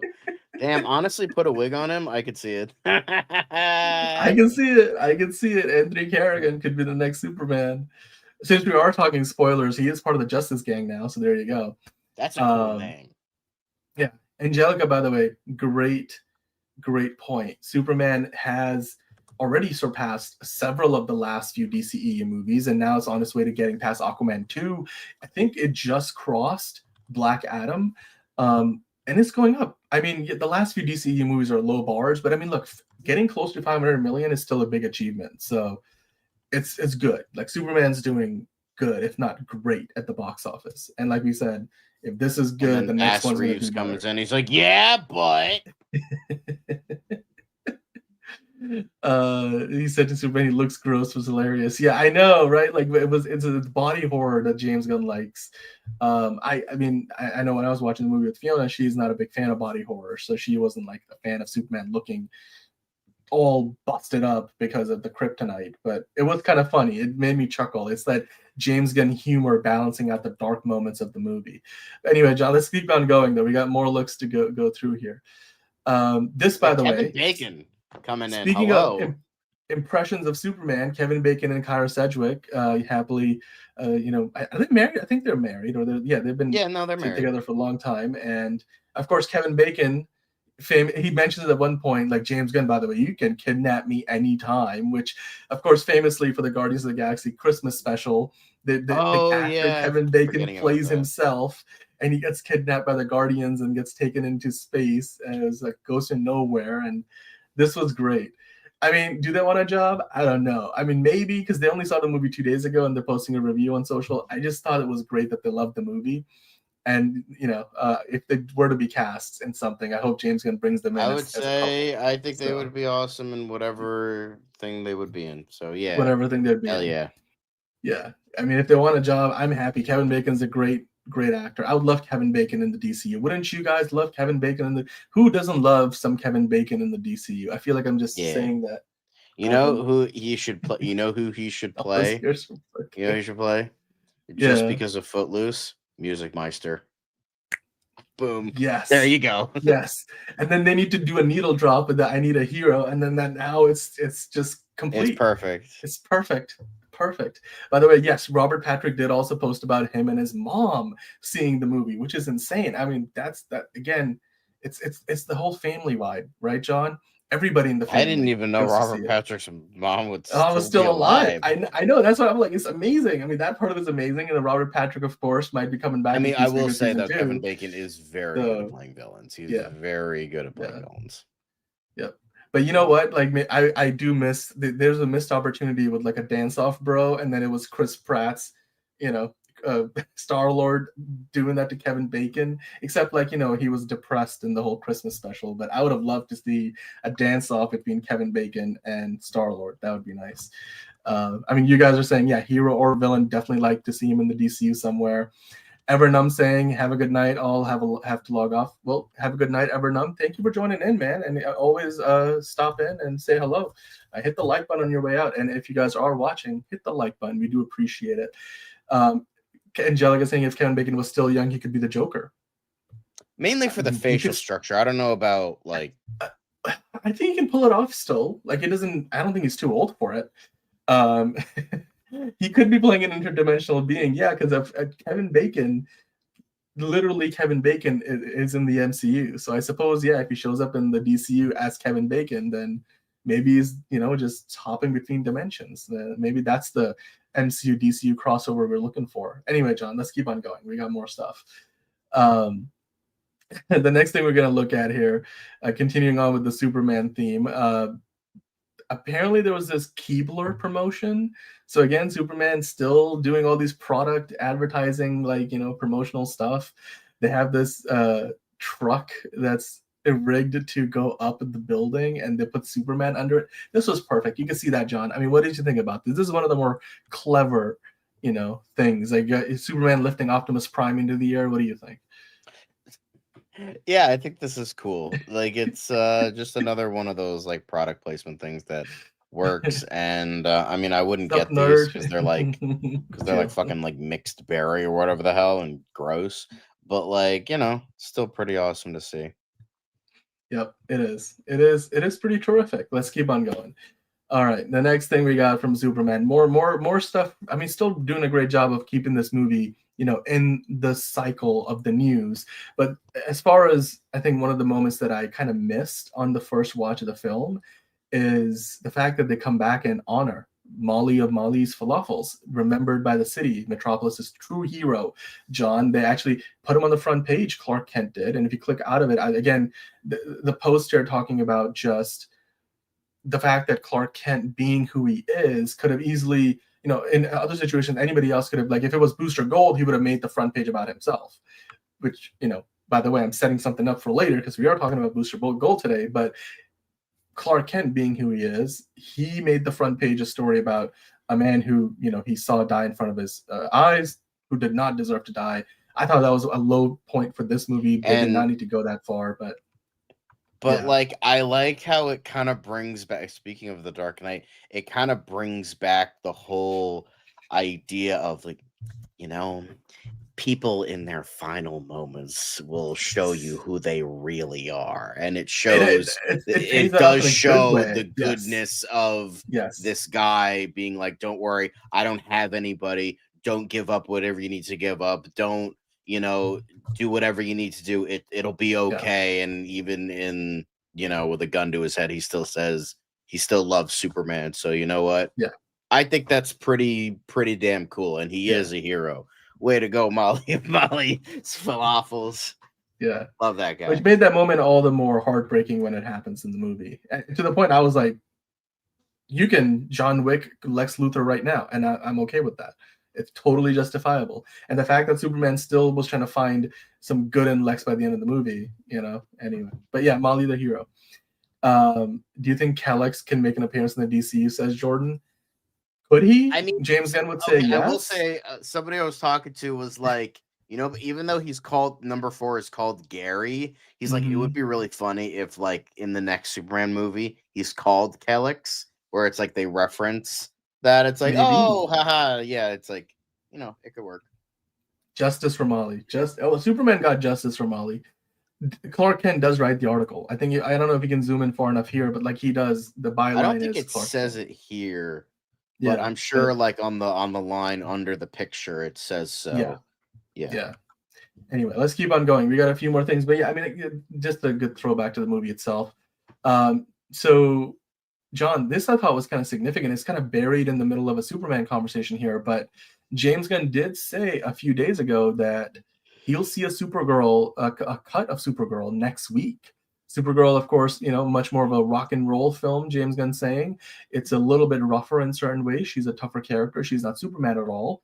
So I'm very excited about that. So, John, the big thing here, James Gunn is looking, he's going to be watching a cut of Supergirl next week. So do you care to speculate what that means? I mean, I feel like they're maybe not at a point where they've got a final cut, right? Like they're probably nowhere close to that. They got a lot of unfinished VFX shots. They'll likely don't have the final score in there. So this must be one of the earlier rough cuts. I mean, it's probably not the assembly cut, but it's probably not that far off. Like, what do you think this means? Do you feel like this movie's ahead of schedule? Do you think, given that they will have a cut for James Gunn to look at next week, that maybe, just maybe, we were talking about this poster was put out recently. Are we going to get maybe a teaser trailer at Comic-Con, which happens in days' time from now? What do you think, John? What do you think about the idea? I think we would like maybe get like the look. Maybe, you know what I would think we would get at the very most? Like clips of a teaser that are like all the non-VFX shots. Yeah. Because they probably they probably have a little bit of it done, but I feel like you can do some temporary stuff too. Like you can do some temp stuff that's in there, like Supergirl flying, and maybe spruce it up a little bit. But I mean, you don't want to do it too much because then people are like, it looks bad. Because people all of a sudden judge a movie that's still a year away from coming out as being finished, But anyway, yeah, it could work. Do you feel like that makes the trailer more of a possibility now that he's looking at a cut of the movie next week? Maybe, but I won't hold my breath. Yeah, well, we'll see. I mean, for Superman, we had to wait, so I don't know if they're gonna. Although Comic-Con is a good time to do this, but yeah, we'll see. We'll see. Maybe they'll give us some sort, maybe behind-the-scenes photos. Maybe they'll give us a very small look, but I don't know. It's also a different director, so you can't expect them to work the same way that James Gunn works on his own movies. So, right. But anyway, let's keep on going. How did this end up in here? Was this meant to be? Oh, that's weird. Wait, are you sure this? I accidentally put a fantastic. Oops, I put a Fantastic Four thing in the middle of Superman. I was like, this doesn't seem right. Anyway, yeah, let's move on. We'll talk about that some other time. A closer look at the Fantastic Car. But anyway, John, the Happy Sad Confused podcast was the final press tour stop for James Gunn on his Superman press tour. And I just finished watching it before the show. I highly recommend you guys go check it out. He talks about so many different things. He goes into spoilers. He throws shade at The Rock, which is like watching in and of itself. Because fuck The Rock. The Rock is a piece of shit, and he can go kick rocks. The Rock can go kick rocks. He says it in a very PR way, but he was essentially fuck that. Yeah, he couldn't say, he's like, without like giving away, like, yeah, he was nice about it. There were certain people, this fucking bald asshole fucking nearly ruined my shit. So, And it goes to show you how much of a mess things were before DC Studios was established, right? But anyway, it's a great interview. You gotta go watch it. Josh Horowitz does a great job of doing the work. And it was engaging. It's 45 minutes. It's like a whole hour-long TV episode. Check it out. Anyway, let's keep on going. James Gunn does give you the link in his socials. So James Gunn asked about this yet. Actually, now it's been a few days. This was last week. Who's going to see Superman this weekend, and will it be your first time? Basically asking people, are you going to go see the movie in its second weekend for the first time? And a lot of people, if you look at the comments, is saying that yes, they will be going to see the movie. And Angela Sarafian, right there, she's playing Lara Lorvan in the movie, Superman's Kryptonian birth mother. So she went to see it this past weekend. I wonder if any of you guys watching, I know Hosea just saw it. So who else saw Superman either for the first time or for a second time in its second weekend? And are you planning on going again? Maybe doing a double feature with Fantastic Four? We'd love to hear from you. So let us I know would in love the to do a live chat in double the feature, comments. but I'm going with my parents on Friday, and I don't think they Yeah. want to sit through Yeah. the movie again. So, Which is fair. not saying they I mean, hated it's- it or anything. It's just like No, it's a lot of people don't go to see 2 movies in a day. That's more of a Liz thing, more, or like you two. might be She able to sees do it. 3 to 4 She's- movies in a day. What are you talking about? That's actually also very true. That's more of a Liz thing to do. Most people can maybe sit through 2 movies, but anyway. Angelica saying I saw a second time. All right, so you saw Superman a second time in a second weekend. That's great. I mean, let us know if you're going to go see it a third time this upcoming weekend. Movie Spud, for example, has already seen it 3 times. I mean, The Watcher, 6 or 7 times now. So, and Marco, of course, saying just saw Superman 2 times. So, yeah, I mean, and that's why it's making as much money as it is people are going to see it again and again and again. I mean, and that Jalen saw it 3 times. Enterprising and planning to watch it again in August after I pay rent. Hopefully, it's still in a movie theater near you by the time it's August. Enterprising, but we'll look forward to hearing from you if your opinion changes on it at all. And like Marco, a lot of people seeing it a second time enjoyed it more, which is I think key. And again, spelling the success of the movie, John. But let's keep on going here. We got a couple of more things, I think, or one more thing for Superman before we have to go to quick hits. Actually, we have a trailer reaction coming up. Movie Spot tried to get his mom to see Fantastic Four, but she said no. But she did love Superman, and we've seen 4 movies together this summer, and she said Superman is her favorite. Well, Movie Spud, we have to say your mom has good taste in movies, and maybe she'll come around on Fantastic Four. But Superman, certainly, that's worth going to see with your mom or with your dad. It's a movie that's all about families, much like Fantastic Four will be too. But anyway, yeah, and some people just don't have the time to go see more than 1 movie in a day. Like for me, I struggle with that sometimes. But anyway, John, I wanted to kind of point this out. I think this here, I don't know if this is something that I found this online on Instagram where somebody posted a cosplay version of the Superman suit, and the texturing on it looks pretty cool. It's actually more intricate than what we even get in the current Superman movie. And you can see like the Superman S, they've kind of turned it into the texture. I mean, look at the detail here, man. Because if you look at the costume in the movie, you don't even see it like this level of detail. Do you feel like James Gunn sort of did that on purpose, where he was like, we don't need the Man of Steel level of detail in the costume?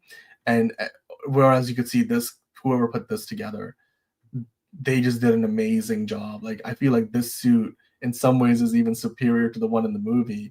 What are your thoughts? Do you agree with the sentiment that maybe the suit in the movie could have used a little more sprucing up with the texturing, the kind of texturing we got in Man of Steel? I think it's a little bit like too like busy.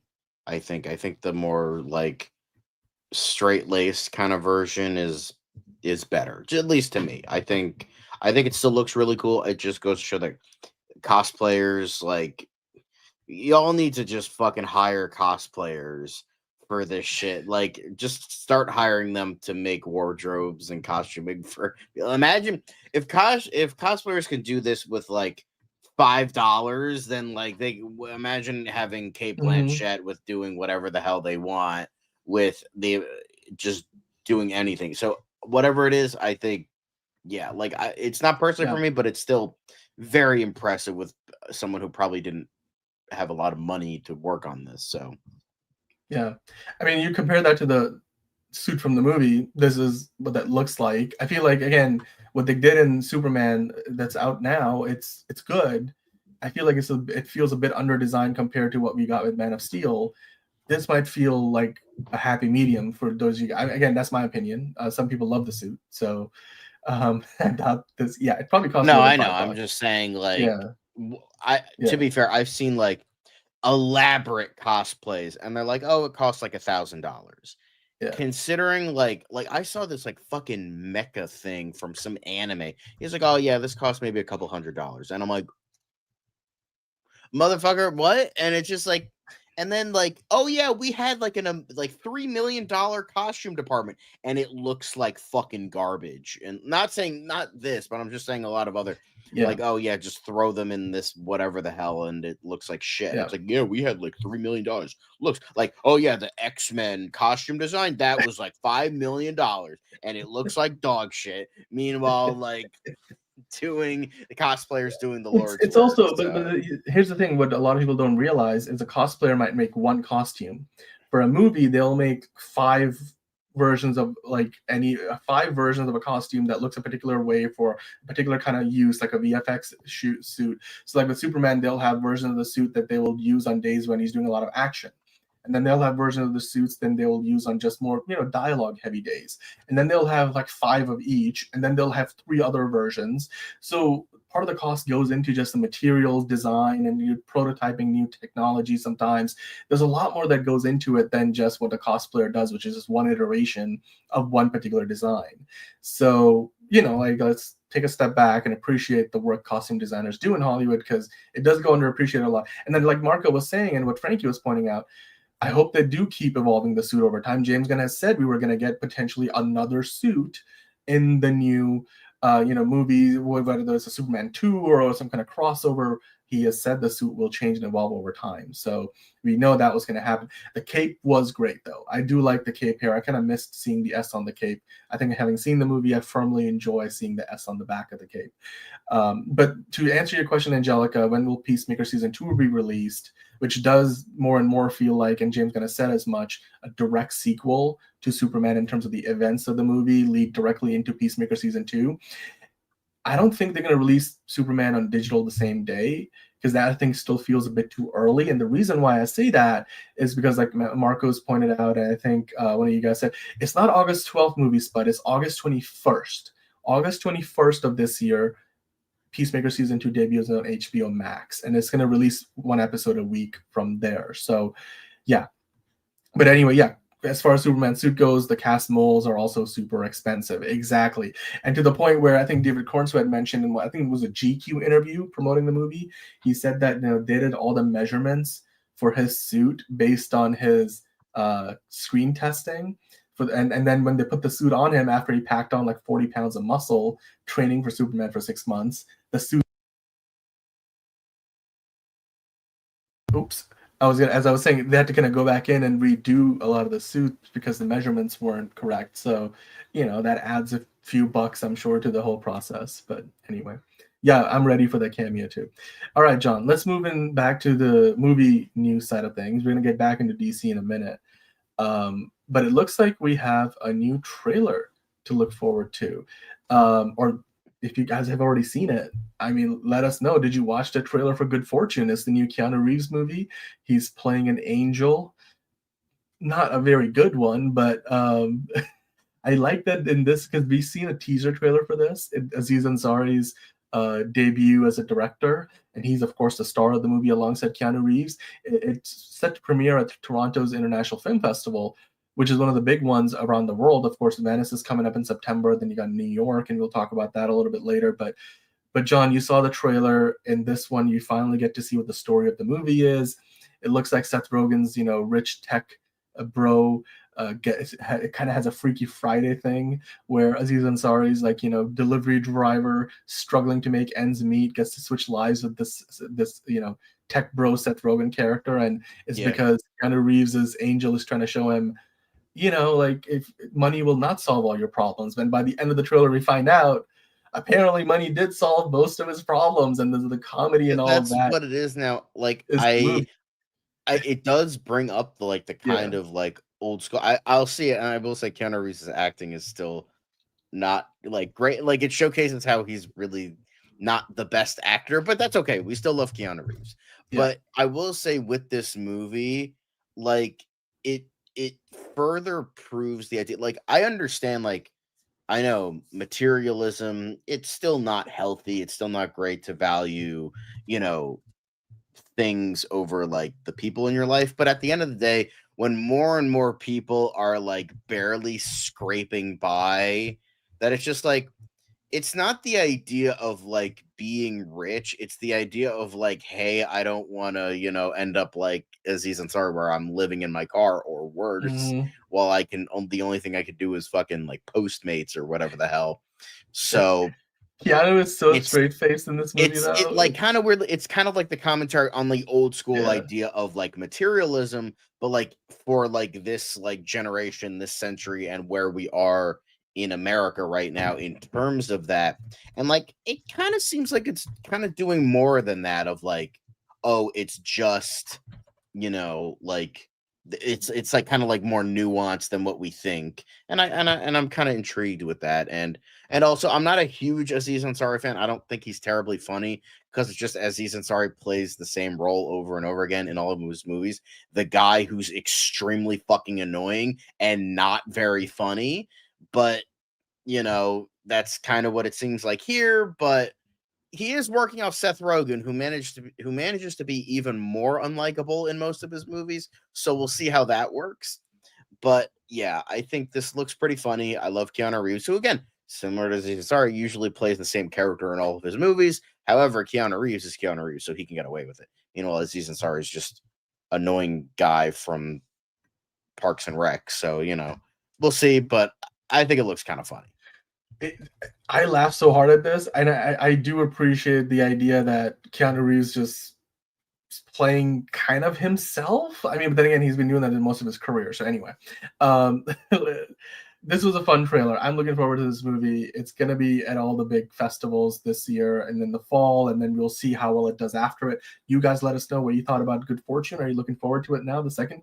I feel like the two trailers have been bangers, so it can only get better from here. But anyway, let's switch gears, John. Let's go from the news to the quick hits so we can get through a bunch of more news, but do it a little bit faster than we have been so far. So I'm going to hit the Bossa Nova elevator music. I wanted to kind of quickly start off with a couple of things that we didn't, but it is San Diego Comic-Con preview night. So you can see here, people are already lining up. I mean, this is from a while ago. People, hopefully they're inside the exhibit hall for preview night at Comic-Con, which is happening this weekend, coinciding with the Fantastic Four's release, which is partly why Marvel is not showing up with a Hall H panel, because they don't have much to talk about right now. They're just working on Doomsday. But you know what? DC and Marvel still have their presence there, including, you can see David Cornsweet's Superman suit is on display at the DC booth. So if you go to the Comic-Con, then yeah, you can go check it out. You can definitely go check it out. Yeah, that Good Fortune could be a new glitch in the Matrix of Keanu. But anyway, let's keep on going, John. We got more quickies to get into. The next one up, of course, actually, I don't know if you're ready for them. Let me know when you are. We have to talk about the fact that there was this Michael Jackson biopic, John, that had been put away because they were reshooting the thing. And now, if you go back to the Michael Jackson one, I think you're showing us some DC stuff right now. Yeah, but I clicked on the wrong stuff. It's okay. Oh, or do you need some time to do that? It's okay. We're good. It's fine. You good? It's fine. It's perfectly fine. We're gonna get there. It'll be okay. Because it's the quick hits. We gotta keep on rolling. We're trying to talk about Michael Jackson right now. Okay. There we go. Lionsgate and Universal's back. The process in action, live TV. Michael Jackson's biopic, simply called Michael. It got delayed by like basically a year. They didn't even have a release date for a while because they realized they couldn't include a bunch of stuff they had in the first version of the movie. Well, now it looks like they've gone and refilmed all that stuff, and we've got a pre-summer 2026 release date, John. If you go down a little bit, they do give us the exact date in the article. Let's see if you can find it. Are you guys looking forward to the movie? It looks like it's going to be coming out on April 24th of next year. John, do you think this is going to be a good biopic? I think it'll be great. $1 billion movie. I mean, this isn't Michael Jackson. This is Jafar Jackson as Michael Jackson. His nephew. That's a fucking scene. Like, look how fucking great he looks in that. Like, goddamn, fucking. I'm excited for it because this seems like it'll be more than just another shitty biopic, and I'm stoked for that. Yeah. Well, actually, I hope it's good. I like a good biopic, so I'm thinking it's gonna make $1 billion. Might be the biggest biopic ever, quite frankly, at the box office. Anyway, let's keep on going. I mean, biggest biopic for the biggest celebrity. Yeah, the king of pop, Michael Jackson. All right. Or, he was when he was around. But anyway, Only Murders in the Building gets a season 5 premiere date for Hulu, John. If you scroll down a bit, we've got a date in the article here. It looks like we're getting the 5th season coming out on September 9th with 3 episode premiere, and then they're going to do weekly episodes. Season 5, John. Season 4 is currently nominated for Emmys, quite a few of them, as they have been for pretty much every season. Is this a show that you're still watching, or have you kind of I have not watched a single episode. And the thing is, I've heard mixed, I've heard some of my friends say it's still great, it's still amazing, and then my parents are like, this show fucking sucks now, but we're still watching it because we love Steve Martin and Martin Short. So yeah. Yep. All right, well, let's keep on going. We got more big stuff from Hollywood, including a green light, John. It looks like Wednesday, season 2, just coming out. Tim Burton, of course, involved with that. 700 years, but here we are. But it looks like, and not only have they been doing all these interviews for it, but John, they have actually renewed the show already for season 3, which is part of this article. They talk about the fact that this show, Netflix has already given a green light to season 3. Are you excited for Wednesday? No. Not only having season 2, but also season 3? I don't care. I don't watch it. I don't care. Enterprise and can't wait to see Only Murders in the Building season 5. But hey, Wednesday season 2 coming out soon. Anyway, let's keep on going. It looks like Tim Burton might still want to do a third Beetlejuice movie anyway. But speaking of the box office, Sean, we've been talking about Superman, talking about Fantastic Four. Demon Slayer Infinity Castle smashes opening weekend records in Japan with 49.4 million at the opening weekend, and that's a big number for Japan, man. You don't even see. It only underscores for me the popularity of Demon Slayer in Japan. It's also going to be coming out in North America and Europe this fall. Are you excited for this one? I don't know if you're a fan of Demon Slayer. I saw Midnight Train in the theater because that was the first movie I watched when, lockdown was kind of dissipating. So my friend was like, hey, I want to go see this. Oh, wait, I forgot you don't watch anime. I'm like, what are you watching? He's like, Demon Slayer. I'm like, I'll watch it. I want to go see movies again. So I'm like, fuck it. And I thought it was fine. I thought it was pretty good. So, I had no idea what was going on, but I'm like, yeah, sure. No, good stuff. Yep. All right, let's keep on going. We hope we get an MJ biopic teaser too, Steven. That'd be good to see. Can't open this one. Whoops! Can't open that. I'm gonna see if I can find that one. I don't know if it's a broken link or something else might be wrong. Oh, here I go. I found it. Let me see if I can bring this up. Okay. While you load up the next one, I'm gonna see if I can bring this into the show. We do have. I remember I mentioned earlier in the show the idea that there might be, at least in a special circumstance way, bringing back the whole Truth, Justice, and the American Way back for Superman. But it looks like Brad Meltzer, one of the famous authors out there, he recently posted that when I wrote I Am Superman, I asked DC Comics if we could use the American Way again. They happily let me. We're all on the same team. Go see the movie. Believe in kindness. We need some good in the world right now, and James Gunn delivers it. So, and again, just talking about the idea that if you think the American Way part is about superiority or cruelty or dominance, you're missing the whole point of Superman in comic books. Exactly. We're starving for Superman and his version of the American Way. I love, again, I used to watch this Brad Meltzer TV show back in the day that he had on the History Channel, which ran for a little bit. But I love that, he's given us, he's telling us something that even James Gunn, I don't think, has really touched upon. The idea, or at least he's addressing it more directly, that look, when they talk about Superman saying Truth, Justice, and the American Way, it's not about superiority, it's not about cruelty or dominance. You're missing the whole point of what Superman is and what he stands for in the comic books and now back on the big screen. It's about kindness, it's about empathy, it's about hope. That's at the core of the character now more than ever. We need that, and I'm glad that we're getting that, John. So yeah, Brad Meltzer, showing up and showing out. He wrote a book a while ago. He's a fan of Superman. Can't wait to see what else he's got in the works later, and hopefully more Superman stuff. He was at the premiere. You saw the photo there. But anyway, let's keep on going, John. We've got a few more quick hits to dive into, shall we? So The next thing that we got to talk about in the quick hits is Marvel related. Well, Marvel, of course, is currently filming the Punisher special presentation for Disney Plus, and it looks like if you scroll down, there's some set photos that might reveal our very first look at Manucci. John, do you think this is indeed what we're looking at? Is that Manucci in the wheelchair? Is that the character we're getting in the Punisher special on Disney Plus? I mean, it could definitely be the case. She is a pretty relatively popular character. I mean, mainly more recent.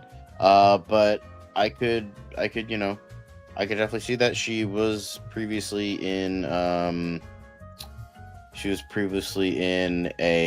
Punisher video game, but that's the only other thing she's been in besides the comics. So it would definitely be interesting if she was in the film. Yeah. Or in the TV movie, special presentation, whatever the hell it's called, the special presentation, the whatever it is. But yeah.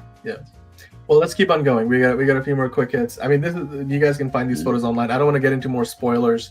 Supposedly, Elodie Young just wrapped somewhere in Spain. People are speculating she might be back as Elektra, but we'll leave that there for now. We'll ask Liz about it later. Zach Krieger, Angelica, you brought up Zach Krieger earlier, and I mentioned we're going to talk about him. Well, here we are.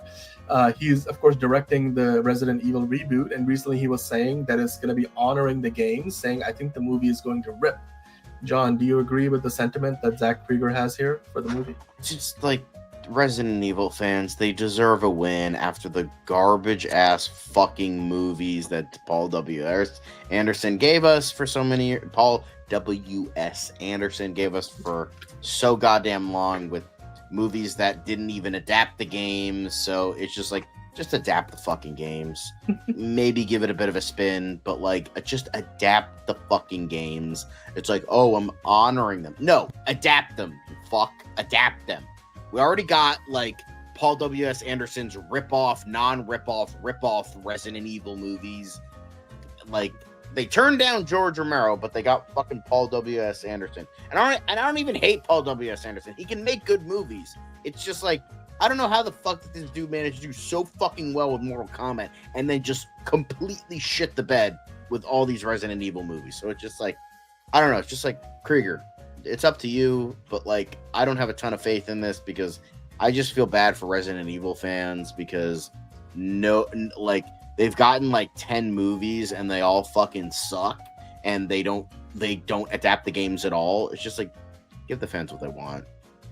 Silent Hill fans, they at least got one good movie. Like, the new one looks like shit and the sequel to the first movie looks like it was shit. So it's just like, I just want Resident Evil fans to be happy because I know the show was really terrible. The new movie I know a couple Resident Evil fans that liked it. For the most part, they didn't. So it's just like, I just want them to have a win. That's all. But yeah, moving on to the next thing. Apparently, Kristen Milioti is starring in unique horror movie Buddy. Hopefully not about Buddy the Elf. But apparently she is going to be in this movie. It doesn't say what it's about. Its plot details are being kept under wraps. But it's a new experience in horror. And it's going to be produced by J.D. Lifshitz and Raphael Margulies. And it's going to be written by... Okay. It's going to be written by... it's going to be directed by Casper Kelly, who did Your Pretty Face is Going to Hell and Too Many Cooks. So, that'll certainly be interesting. Moving on. Yes, she is. Christopher Maloney is apparently going to star in Dan Fogelman's NFL series for Hulu. Apparently, he's going to be, it looks like Ted Lasso, but for the NFL. Maloney is said to be playing the head coach for an NFL team. So, yeah, I don't really care about football, but I do like Christopher Maloney. But, yeah, cool. Way to go, Maloney. Next up, Lindsay Lohan, Lisa Ann Walter, and Elaine Hendricks linked up at the premiere of Freakier Friday. They were all in The Parent Trap. On the left, the cool kind of maid. I don't know if she was like a maid or a nurse. Nanny? I don't know what the fuck. Annie. I Like a don't remember nanny? her Yeah, like what her anyway, role yeah. was. She was like essentially a nanny. But Yeah. there she is, and then the bitchy, chick who was gonna marry Dennis Quaid and then didn't because she was a bitch. So,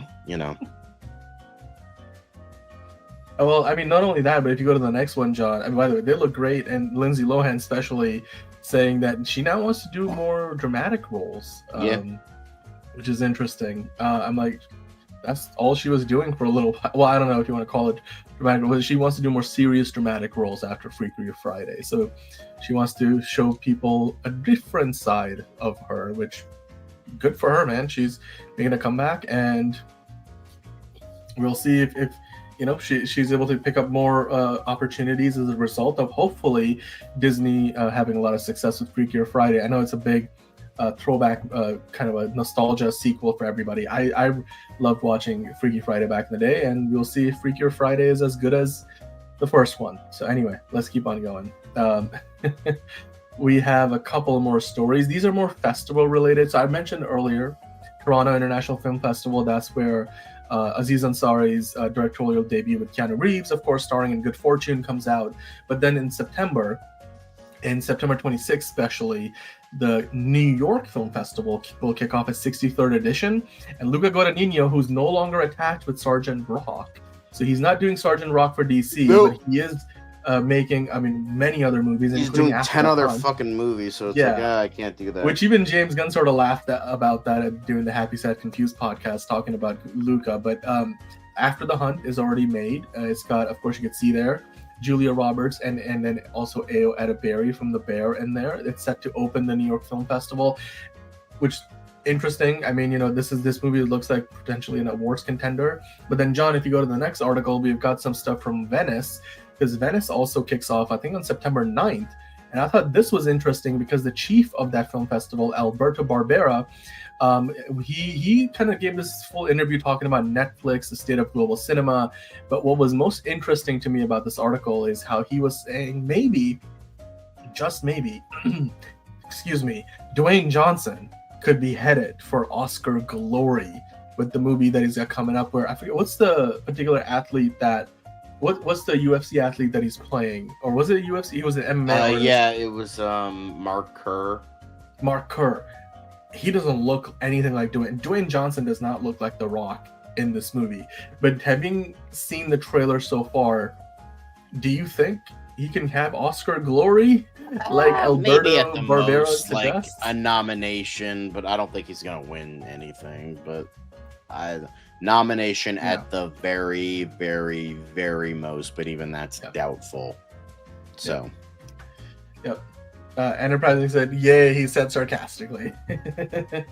Anyway, well, hey, that's all the quickest we got today. So, guys, let us know, what do you think about all of those pieces of news from around the world of Hollywood, movies and TV included? Let us know in the comments down below what you thought about the news segment today, whether it was talking about Superman or Fantastic Four, or all the many other things, whether it's a new show a movie that Kristen Milioti is working on, or the new TV show on Amazon Prime that Christopher Merloni is going to be a part of. Let us know in the comments down below. We, of course, are not done yet, as John would tell you, because, John, let's switch gears now. We're going to have to get into talking about what we are all here to talk about. We talked about Superman earlier, but we got a little bit more coming up soon. And I love that. The hierarchy of the Academy of Arts and Sciences is about to change. Maybe that's what he will be. Maybe he's going to show up to Comic-Con and being Mark Kerr, and then just like come down from the sky, and there'll be like just full Homelander. Yeah. The Academy hierarchy of power is about to change. That's how The Rock is going to campaign for an Oscar. But anyway, you know what we're going to do right now? We're going to campaign for some more DC. So let me hit that DCU Daily intro. Being blessed, guys. Being blessed. Blessed from the beginning. It's another project that's been blessed from the beginning. There's the shot right there. That. Okay, we don't need to see. Right there. Hey, buddy. Eyes up here. Now you want to get nuts? Let's get nuts. Here we Go. Victory mine. Ask me how am I doing? I'm telling you, really, I'm doing sublime. I never wait in a stewardess line. I just go do it. I'm moving my time. Really had nothing to do with it. How am I moving? I'm moving like you wanna shine. Follow my lead. Don't listen to lies. I had to put me all on the line. That's why I know that victory's mine. I prefer Jared Leto. Hunka hunka!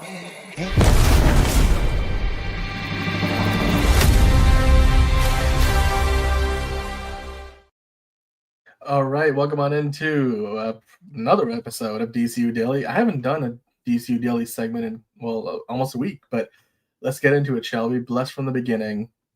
First thing we're going to talk about, as we were doing earlier in the show, is Superman, John. So we already looked at a bunch of behind-the-scenes looks at the movie, but now we're looking at what's probably one of the coolest ones yet that James Gunn has posted. I know several of you guys in the chat were talking about how James Gunn put this clip up.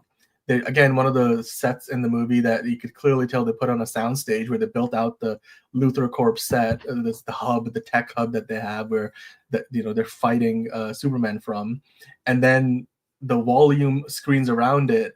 They're changing, the view from day to night, and you can see the sun go down, and the fact that it looks this real. They're not just filming it for like this is not from a movie camera that for a scene in the movie. It looks as real standing in the room as it does to us watching through the lens of the cameras that filmed the movie, John. To me, this is just the wonder of technology today. This is not the first time we've seen this in action, but are you as amazed? I mean, this must be a surreal experience. It's very cool. Yeah, it's very cool. I know this isn't like the AR wall or whatever the fuck, but like it definitely has that vibe, and it's definitely really awesome. Yeah.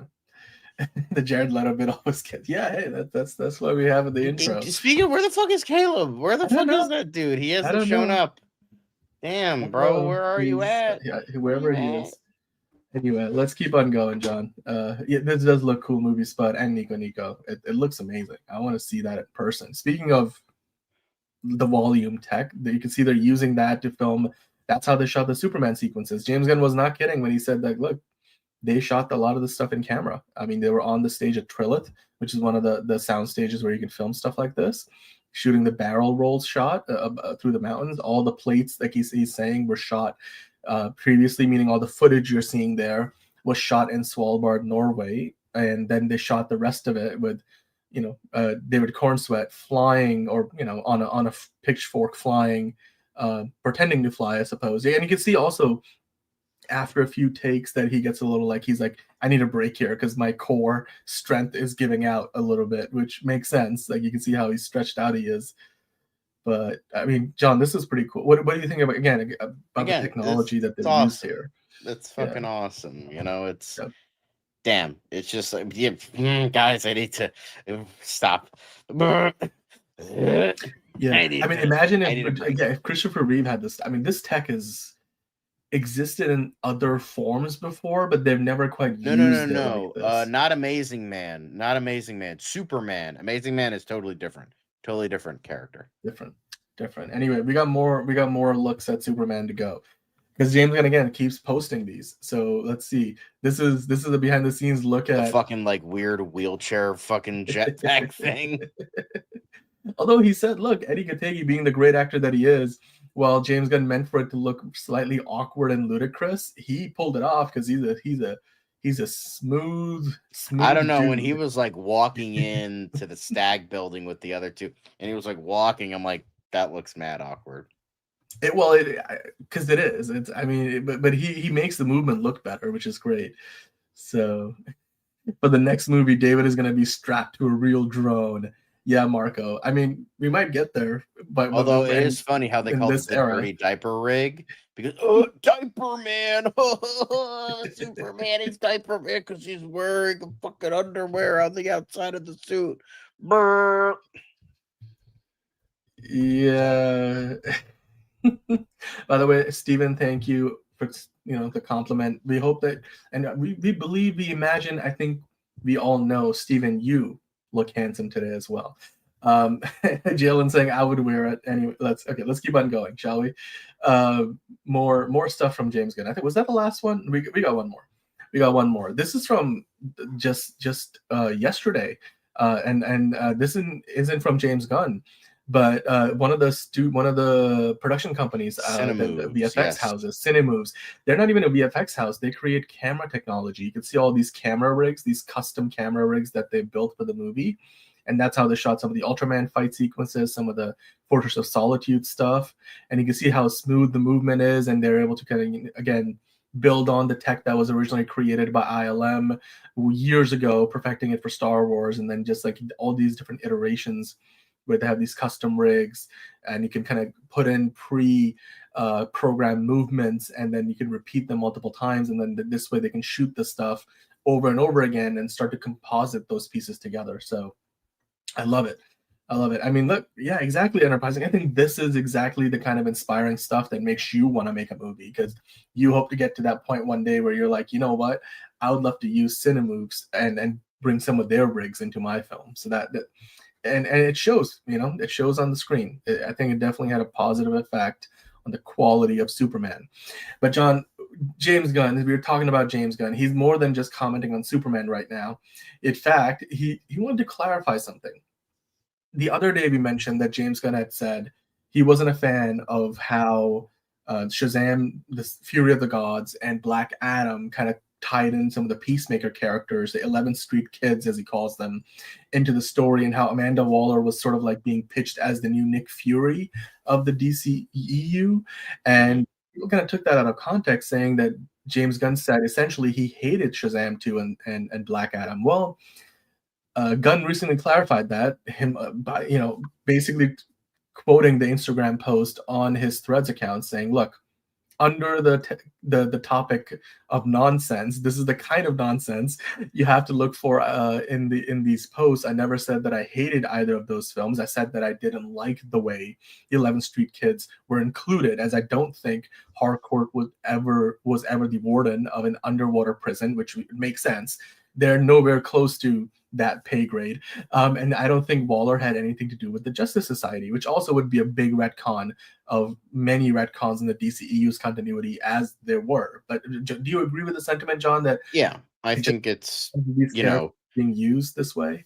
It's just like it just doesn't make sense. And even watching them, I'm like, this doesn't really make sense. And it feels like that they were just trying to find a recognizable character to insert shamelessly into the movie. Like, oh yeah, this character, she's not doing anything right, so let's throw her in there. And then they were kind of making Waller like this, I don't want to say good guy, but like maybe like, again, like trying to do the Nick Fury thing, and it just kind of sort of didn't really work. Yeah. And I don't even know if this is still up anymore. Yeah, the motherfucker took it down when James Gunn fucking called him out on it. Yep, exactly. Jalen saying I hate these clickbait titles that social media is posting. Yeah, exactly. I agree with you completely.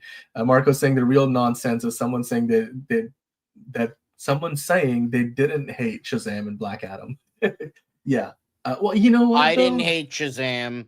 The first Shazam movie was good. Too. I thought it was great. Black Adam was like pretty much everything with the Justice Society was fantastic, and the villain looked pretty cool. Everything else sucked. I want Hawkman and Dr. Fate back from that movie.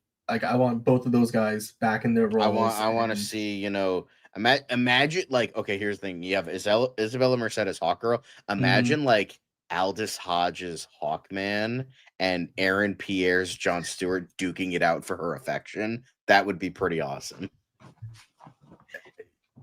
Maybe James Gunn has that in mind. Jalen wants all of the Justice Society back from that movie. Yeah, I mean, Noah Centineo was like okay.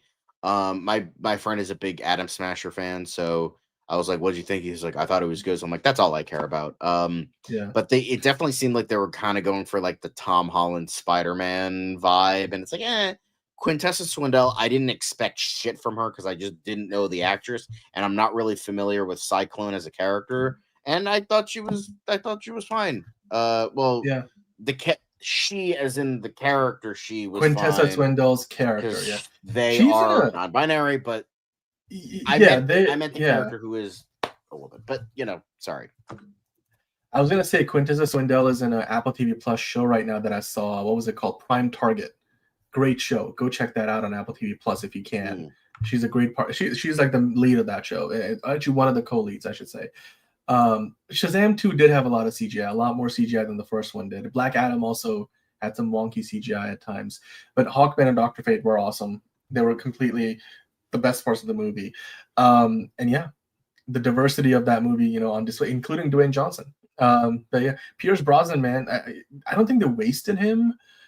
It's just I would love to see him back in the DCU as Dr. Fate. I hope James Gunn, if you're listening somewhere, I mean, he only said that Joel Mordonia, John Cena, and but he can change his mind. Are the only ones coming back.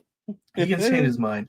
Well, I was saying earlier how James Gunn had a lot of conversations with some of the comic book writers he's working with, the DC writers like Tom King, Drew Goddard, and stuff, and Mark Waid. Well, apparently, Tom King, he was part of some of those test screenings, John. But more importantly, he's been talking about Lanterns, which he is Speaking part of the Jon writers' Stewart. room. Tom King recently posted, look, their story begins now, as in the Lantern story begins now. And Superman in theaters, see it again. And the only thing I'll agree with about Tom King, but this is as far as it goes. Oh, we have a breaking news here. John is actually going to compliment Tom King. Go ahead. I agree. Go see Superman and go see it again. That's it. That's all I agree. Oh, that was it. Okay. That was it. Right, that was it. I wanted to give you your soapbox to make your point, but anyway. Glorious. Yeah.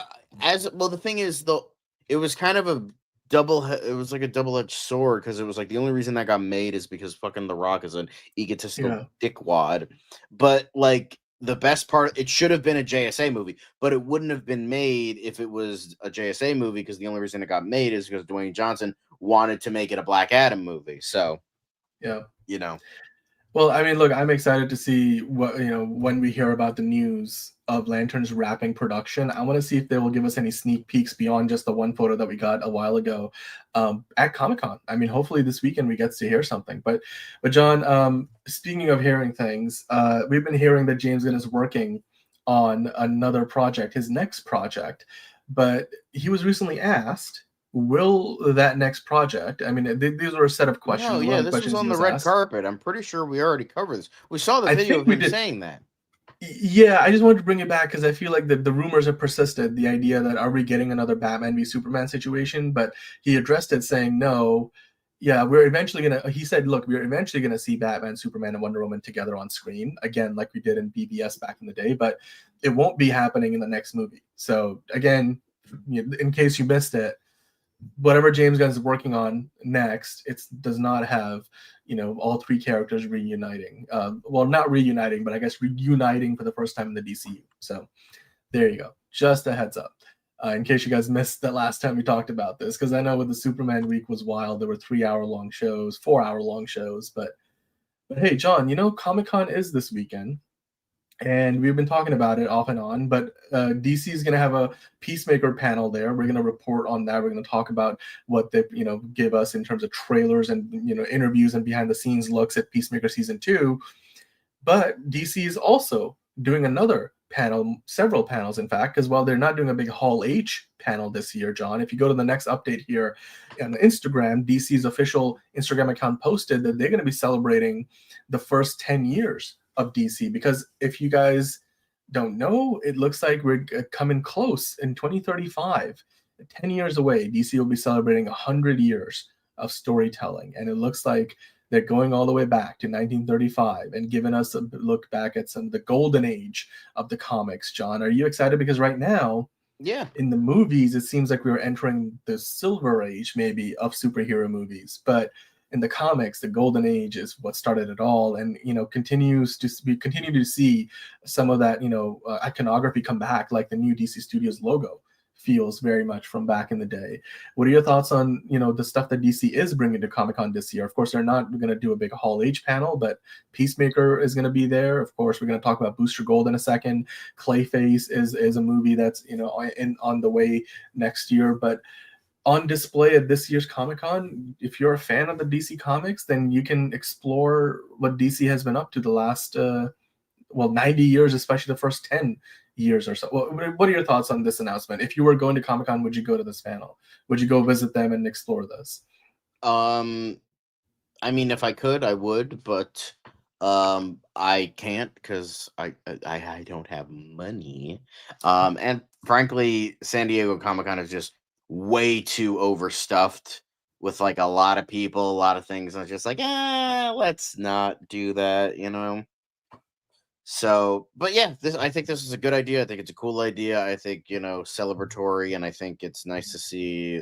I understand, like, everyone's like, oh, the old stuff is always so dated, but it's like, you know what? It started from somewhere, and there is still a lot of greatness to come from that. So, yeah. Yep.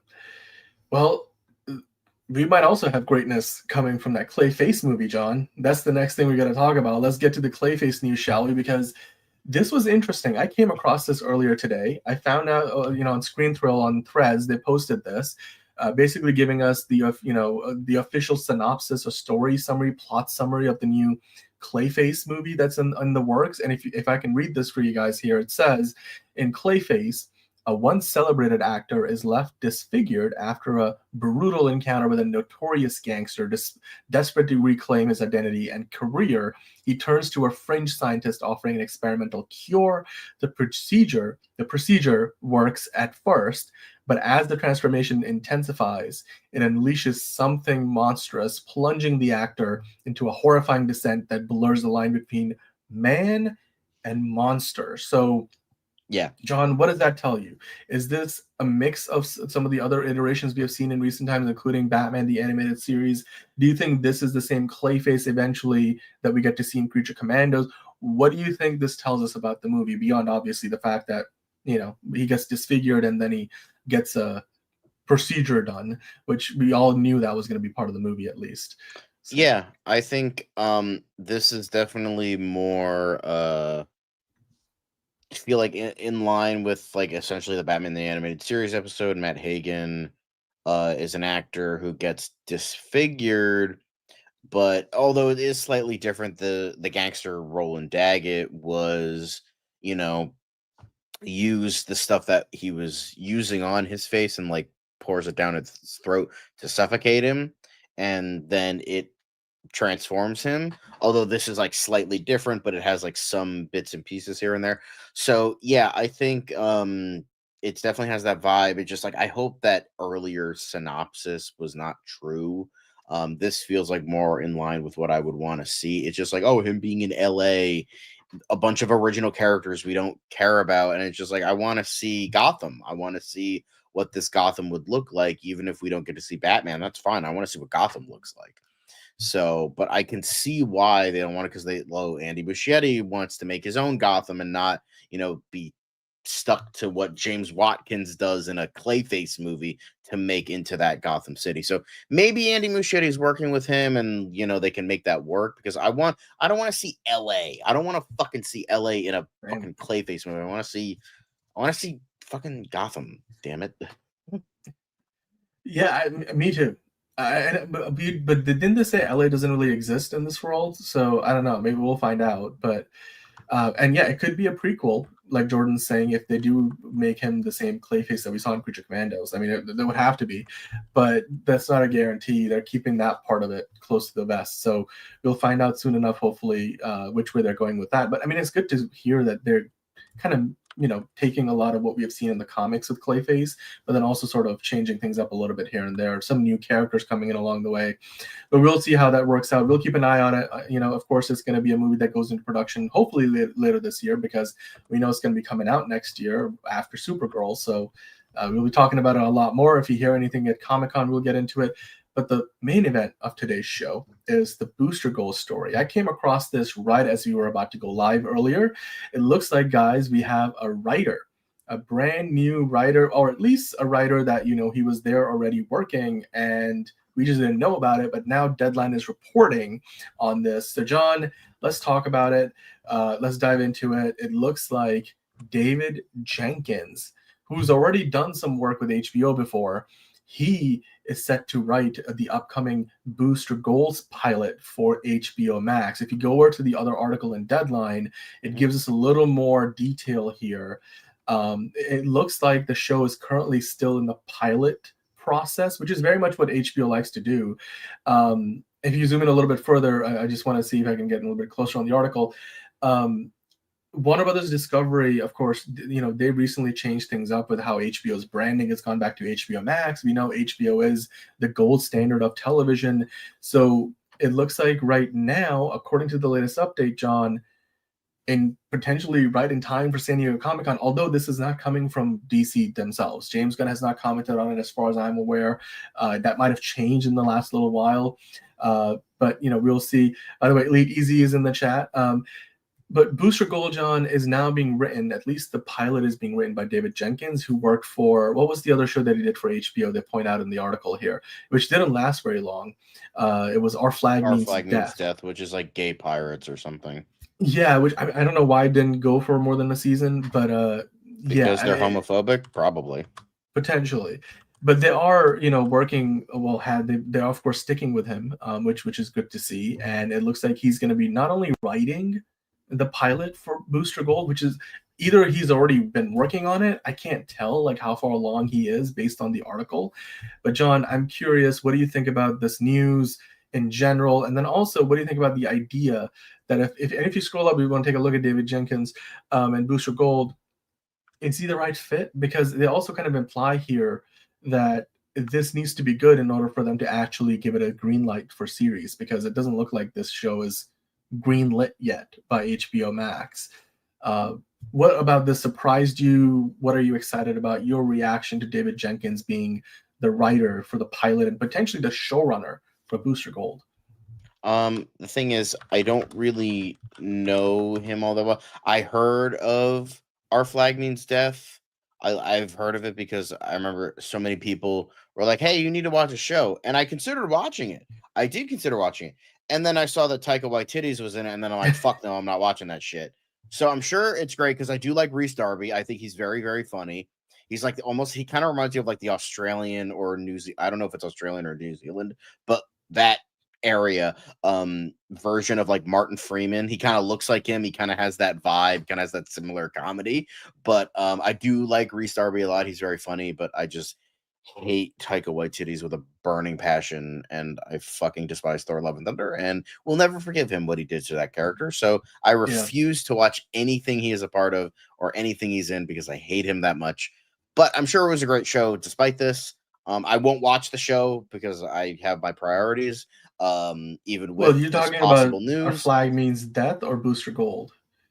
Our Flag Means Death. Okay. But he also apparently David Jenkins also did this show that did not last very long, called People of Earth, which is about it's about a guy who's like investigating people who say they're abducted by aliens, and then it turns out they were, and it like kind of goes off from there. I think it only lasted similarly with Our Flag Means Death. It only lasted 2 seasons.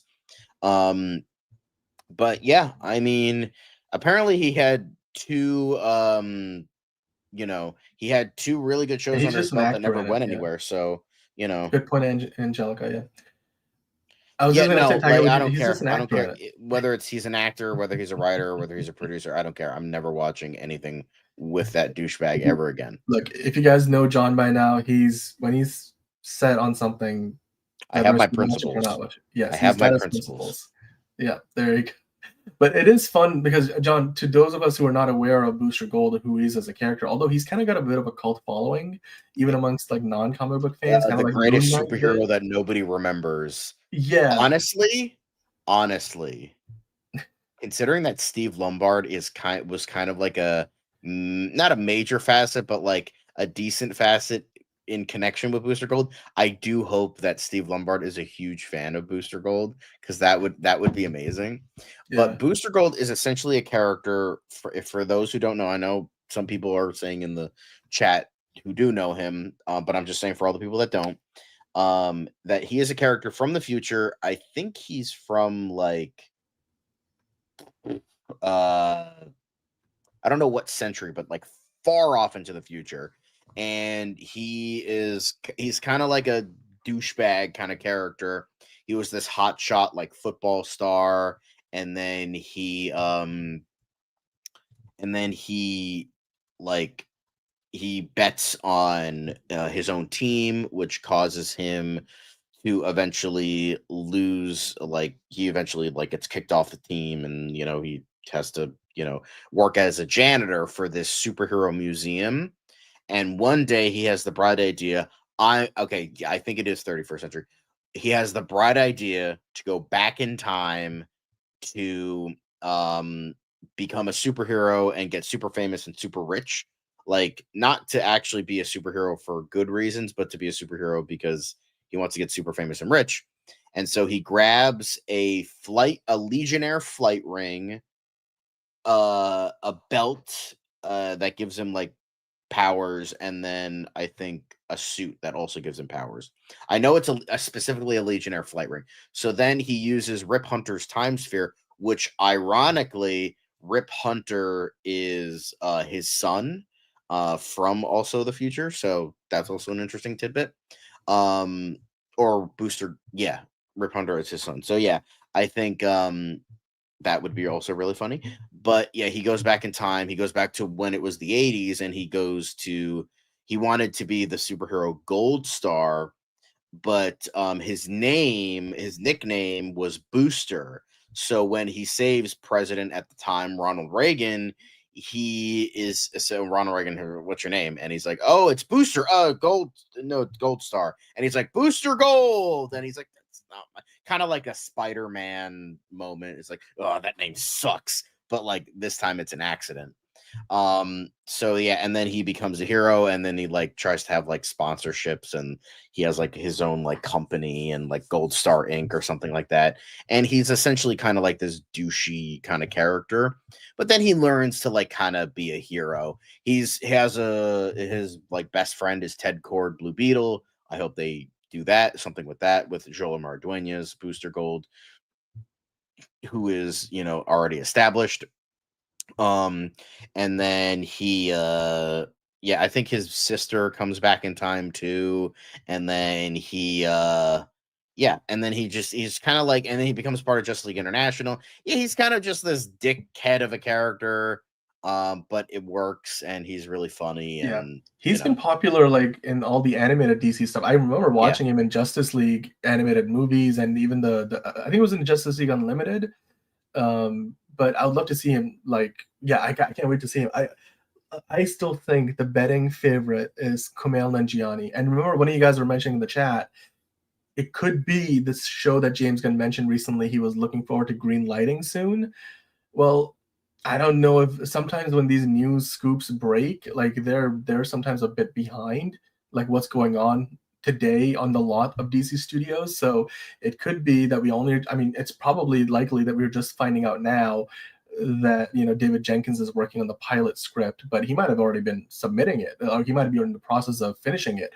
And so James Gunn this might be one that he greenlights, and it might be the secret show that James Gunn was looking forward to greenlighting soon. So I'm excited about that. I mean, it's not anything we hadn't heard about before. Unfortunately, it's not a new thing, but it is one of the 10 projects they announced at the very beginning of the new DCU. So, and Kumail Nanjiani, I look 46 years old.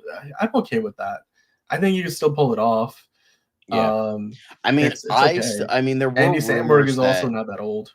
Here's the thing: there were rumors that Jason Sudeikis was going to be Ted Cord, but then that proved not to be true. But I'm like, I know he's like he's going to be doing Ted Lasso season 4, but I'm like, I still fucking hope, because Jason Sudeikis would be perfect for Ted Cord, and it would be really funny if Ted Cord had like the Ted Lasso mustache because he can't shave, and then they're like, And it would be funny. He's like, and then Booster Gold be like, Ted, why do you have this fucking mustache? He's like, what do you think I'm gonna do? Shave it? And then he like looks to the camera and just is like, just like a wink and a nod to the god awful CGI mouth in Justice League. Yep. By the way, there were rumors last year, never confirmed, that Joel Dueña had said that, Kumail Nanjiani is basically Booster Gold. I don't think we ever got that confirmed, but I would still love but the thing is, he was also at the fucking like red carpet for Superman. Why was he there? Why was he there?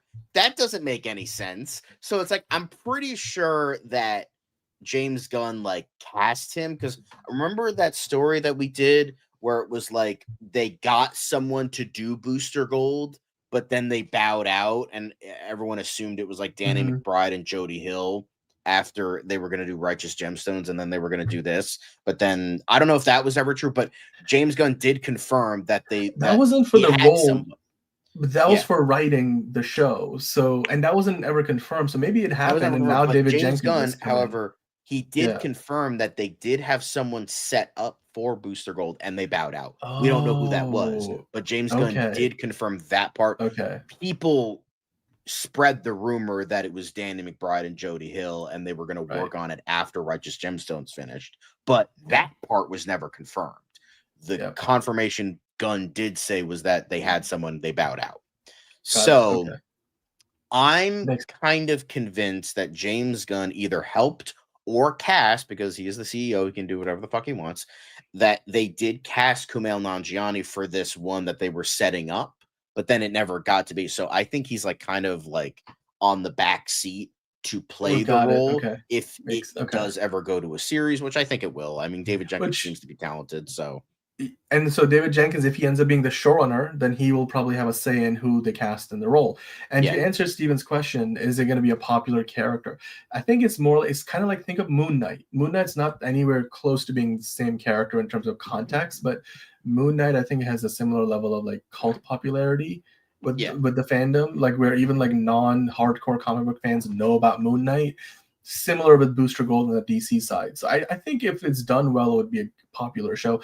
And they'll probably end up casting somebody who's going to be like at least like a B-lister. So we'll get somebody like a Jason Sudeikis or Kumail Nanjiani maybe. I personally still like the idea Chris Pratt could be a great fit for this role. And he's somebody who you can pull off a streaming show on HBO Max that he can then transition into being a movie star down the road. So to answer Jalen's question, I think for me, for Booster Gold, Kumail Nanjiani, great. I mean, I'm Pakistani, he's Pakistani, so of course I'm a little biased. He also got in ripped shape for Eternals. For as bad a movie as that was, his character Kingo might still be in the MCU. I would love for him to potentially be in the DCU as well. And then of course, like I said, you could definitely go in the direction. Oh my god. I know the wrestling fan in you would probably want to fucking see that, but if I had to pick, for me personally, I don't know if Cody Rhodes can act, but anyway. No, I don't think he can act either. But I mean, we'll see. Isn't he going to be in a movie soon? He's in Street Fighter. He's in Street Fighter. He's Roman Reigns. Going to be Guile? Isn't that what it is? Yeah. He's in Street Fighter. And Roman he's going to be Reigns. in Naked Gun. That was it. He was going to be in Naked Gun.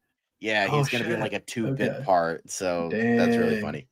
But he has done movies like in the long while ago. But anyway, he's not an actor. No, he's not an actor, but I will say, I think my favorite for the role would be Billy Magnuson. I think he is like perfect. He's got the perfect charm, charisma, look, and bro needs a win after the fucking Lilo and Stitch movie. After they fucked up Pleakley, he needs a win. So I think Glenn Powell would be good. Would be better. Glenn Powell could do it, but like Billy Magnuson is my favorite. I think Billy Magnuson might be the right profile of actor. Glenn Powell, I think, is too big now. Yeah, he's too big. He's way too big. Yeah, but exactly. But then Chris Pratt has made a TV show. In fact, he's on the show on Amazon Prime. Tomorrow War, or whatever the fuck. No. Tomorrow War was a movie. Terminal List was the show, which is coming back for season 2. So I think Chris Pratt is fine doing that, like a TV show. And Angelica's saying she would prefer somebody the same age as a Jaime Reyes. Well, I think Well, Booster Gold no, I usually think he needs to be older because, like hangs with to Ted be fair, Ford. Booster Gold Yeah. has teamed up with Jaime Reyes, Mhm. but I think Jaime Reyes is usually younger than Booster Gold. He's usually Right. with Ted Cord. So Ted Cord, I think he would be probably in his 40s, 50s at this point. Right. So I think that could work. But obviously they could be different ages. It doesn't matter. But I think whatever they do, yeah, that could work. But I just think Billy Magnuson would be great. And then a very out of pocket pick that they would never do in a million years.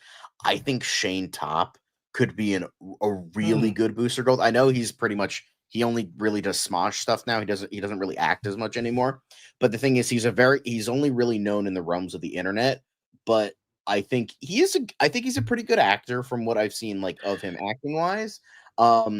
And I think he has the look. He's pretty buff, and he's naturally very funny. And I feel like he can do like kind of lovable douchebag in a way. Like Guy Gardner is just an asshole. Meanwhile, Booster Gold is kind of a lovable asshole. Mhm. So I think he could make that work. Those would be my two big picks. Like have Yeah. someone like perfect for the role would be like Billy Magnuson, and then an out of pocket pick would be Shane Top. I know that's weird, but yeah, I would love that. You know what we should do? We should do a fan casting. Maybe we need to bring. We back already did a fan casting casting. Friday. It's on the channel. Actually, that's true. We did. But now that we know more about who's writing the show, maybe we need to update the fan Reese casting. Darby for honestly, just give anybody like the frosted tips and you got it. But look, you guys can let us know if you like in the comments if you'd like to do Billy for us West to do for another fan Skeets. casting. But honestly, I'd love for them to do, because there's a lot of different ways you can do Skeets. Honestly, how I envision Skeets, like with kind of like more of a drier but like kind of slightly ridiculous. I would love to see Ricky Gervais as Skeets. I think that would be so funny. I think he was one of my top picks in that might take the cake. That might I can't I do better. I had Charlie Day for Skeets as well. If you want to go like really ridiculous, then Brad Pitt. I mean, they don't have enough money in the budget for the show to get Brad No. Pitt for like anything. Maybe I don't think Damon Brad Pitt wants Idris, to. but like if we're Now, there's talking an about actor F1 stars, but no. Brad Pitt is a movie star. He won't be doing a TV show anytime soon. I don't think. But anyway, I hope John so. Constantine could make. Yeah, we would love to see that. We'd love to. Maybe it could be. Timothy Chalamet. You know what? I still hope that Dark Side shows up in the Jimmy Olsen show. That would I don't want them to do New Gods. Yeah. I don't want them to do New Gods, but like the only way I would have them, like the only forgivable thing I would have them do if they introduce New Gods this early is if they put it in the Jimmy Olsen show. Oh, he would have been Norm Macdonald as fucking Skeets would have been fucking. He would have stolen the show. He would have stolen the show. Like it wouldn't have been a Booster Gold show anymore. It would have just been a Skeets show. Yeah, unfortunately, he's not with us anymore. We actually did a tribute to him when he passed away. That you can look for that on the channel. It was heartbreaking because he's very much a jokey kind of hero. Like he makes a lot of jokes, and he's very like he's like charismatic douchebag. Like Glenn Powell does that very well. I think that's why they're suggesting Brad Pitt, because that's exactly what he plays in F1, a charismatic douchebag, a self-admitted charismatic douchebag. Yeah, have him be Skeets, then he doesn't have to show up and he could just be in a voice booth. Yeah, exactly. No, I think I agree. Do not introduce New Gods this early. Do fucking not. Don't. However, the one time I would say it's forgivable is if they do it in the Jimmy Olsen show, because he was introduced in Superman's pal, Jimmy Olsen, back in like the 70s when Jack Kirby joined DC. So, I mean, look, Leonardo DiCaprio, Brad Pitt, maybe eventually. I don't think they need definitely to. Not DiCaprio. He said he would never do a superhero anything. Yeah. I mean, the Intrigang, dude, ideas. We actually are working on a new video editorial, which we'll talk about Jimmy Olsen and what that like potential spinoff could look like. But James Gunn so far is not confirming or saying yes or no or maybe or how about anyway. Like he's probably just thinking about it. But it's a little early for New Gods. I think they need to just build this universe a little bit more before we get to interdimensional crossovers. That's why. And they are going to do an animated Mr. Miracle, but I don't think it's going to be connected to the larger DCU story. So that's the thing about that. And Tom Cruise, I do believe, Marco, he would go to the future and come back for the love of cinema. That's the kind of man that Tom Cruise is. He would invent time travel just to bring back the greatness of cinema. Exactly. I mean, he kind of did with Top Gun Maverick, at least. Anyway, guys, I think that's going to do it for us tonight. Thank you for watching and tuning in, and absolutely balling out on the chat, like John is doing. Boop the subscribe button and tackle the notification bell so you know when we go live. Of course, if you're enjoying the video and the live shows, hit the like button. We do appreciate it. We did do a poll in the chat earlier. I asked you guys, would you like for us to have you guys kind of join us in a big spoiler chat for Fantastic Four coming up now this weekend? And well, overwhelmingly, 74% of you guys said yes. So we're gonna look into that, and I will let you know. We'll let you know by tomorrow. Tomorrow's Thursday. We'll let you know by tomorrow if we're going to do a big spoiler chat. I think on Friday we're going to do a spoiler-free review of Fantastic Four. And of course, we'll know how much Superman is making this upcoming weekend. And then I think we'll probably do it on Monday because I think Liz might be back on the show. So we'll have Liz, John, myself. We'll do a big spoiler chat for Fantastic Four. But of course, we're here talking about DC every day. So until tomorrow, guys, go out there, have a fantastic day. And, well, as James Gunn, as David Cornsweet as Superman would tell you, look up. And as James Gunn would tell you for Supergirl, John, the magic words are, look out. It's another project that's been blessed from the beginning. There's the shot right there. That. Okay, we don't need to see. Right there. Hey, buddy. Eyes up here. Now you want to get nuts? Let's get nuts. Here we go. Victory mine. Ask me how am I doing? I'm telling you really I'm doing sublime. I never wait in a stewardess line. I just go do it. I'm moving my time. Really had nothing to do with it. How am I moving? I'm moving like you want to shine. Follow my lead. Don't listen to lies. I had to put me all on the line. That's why I know that victory's mine. I prefer Jared Leto. Hunka hunka.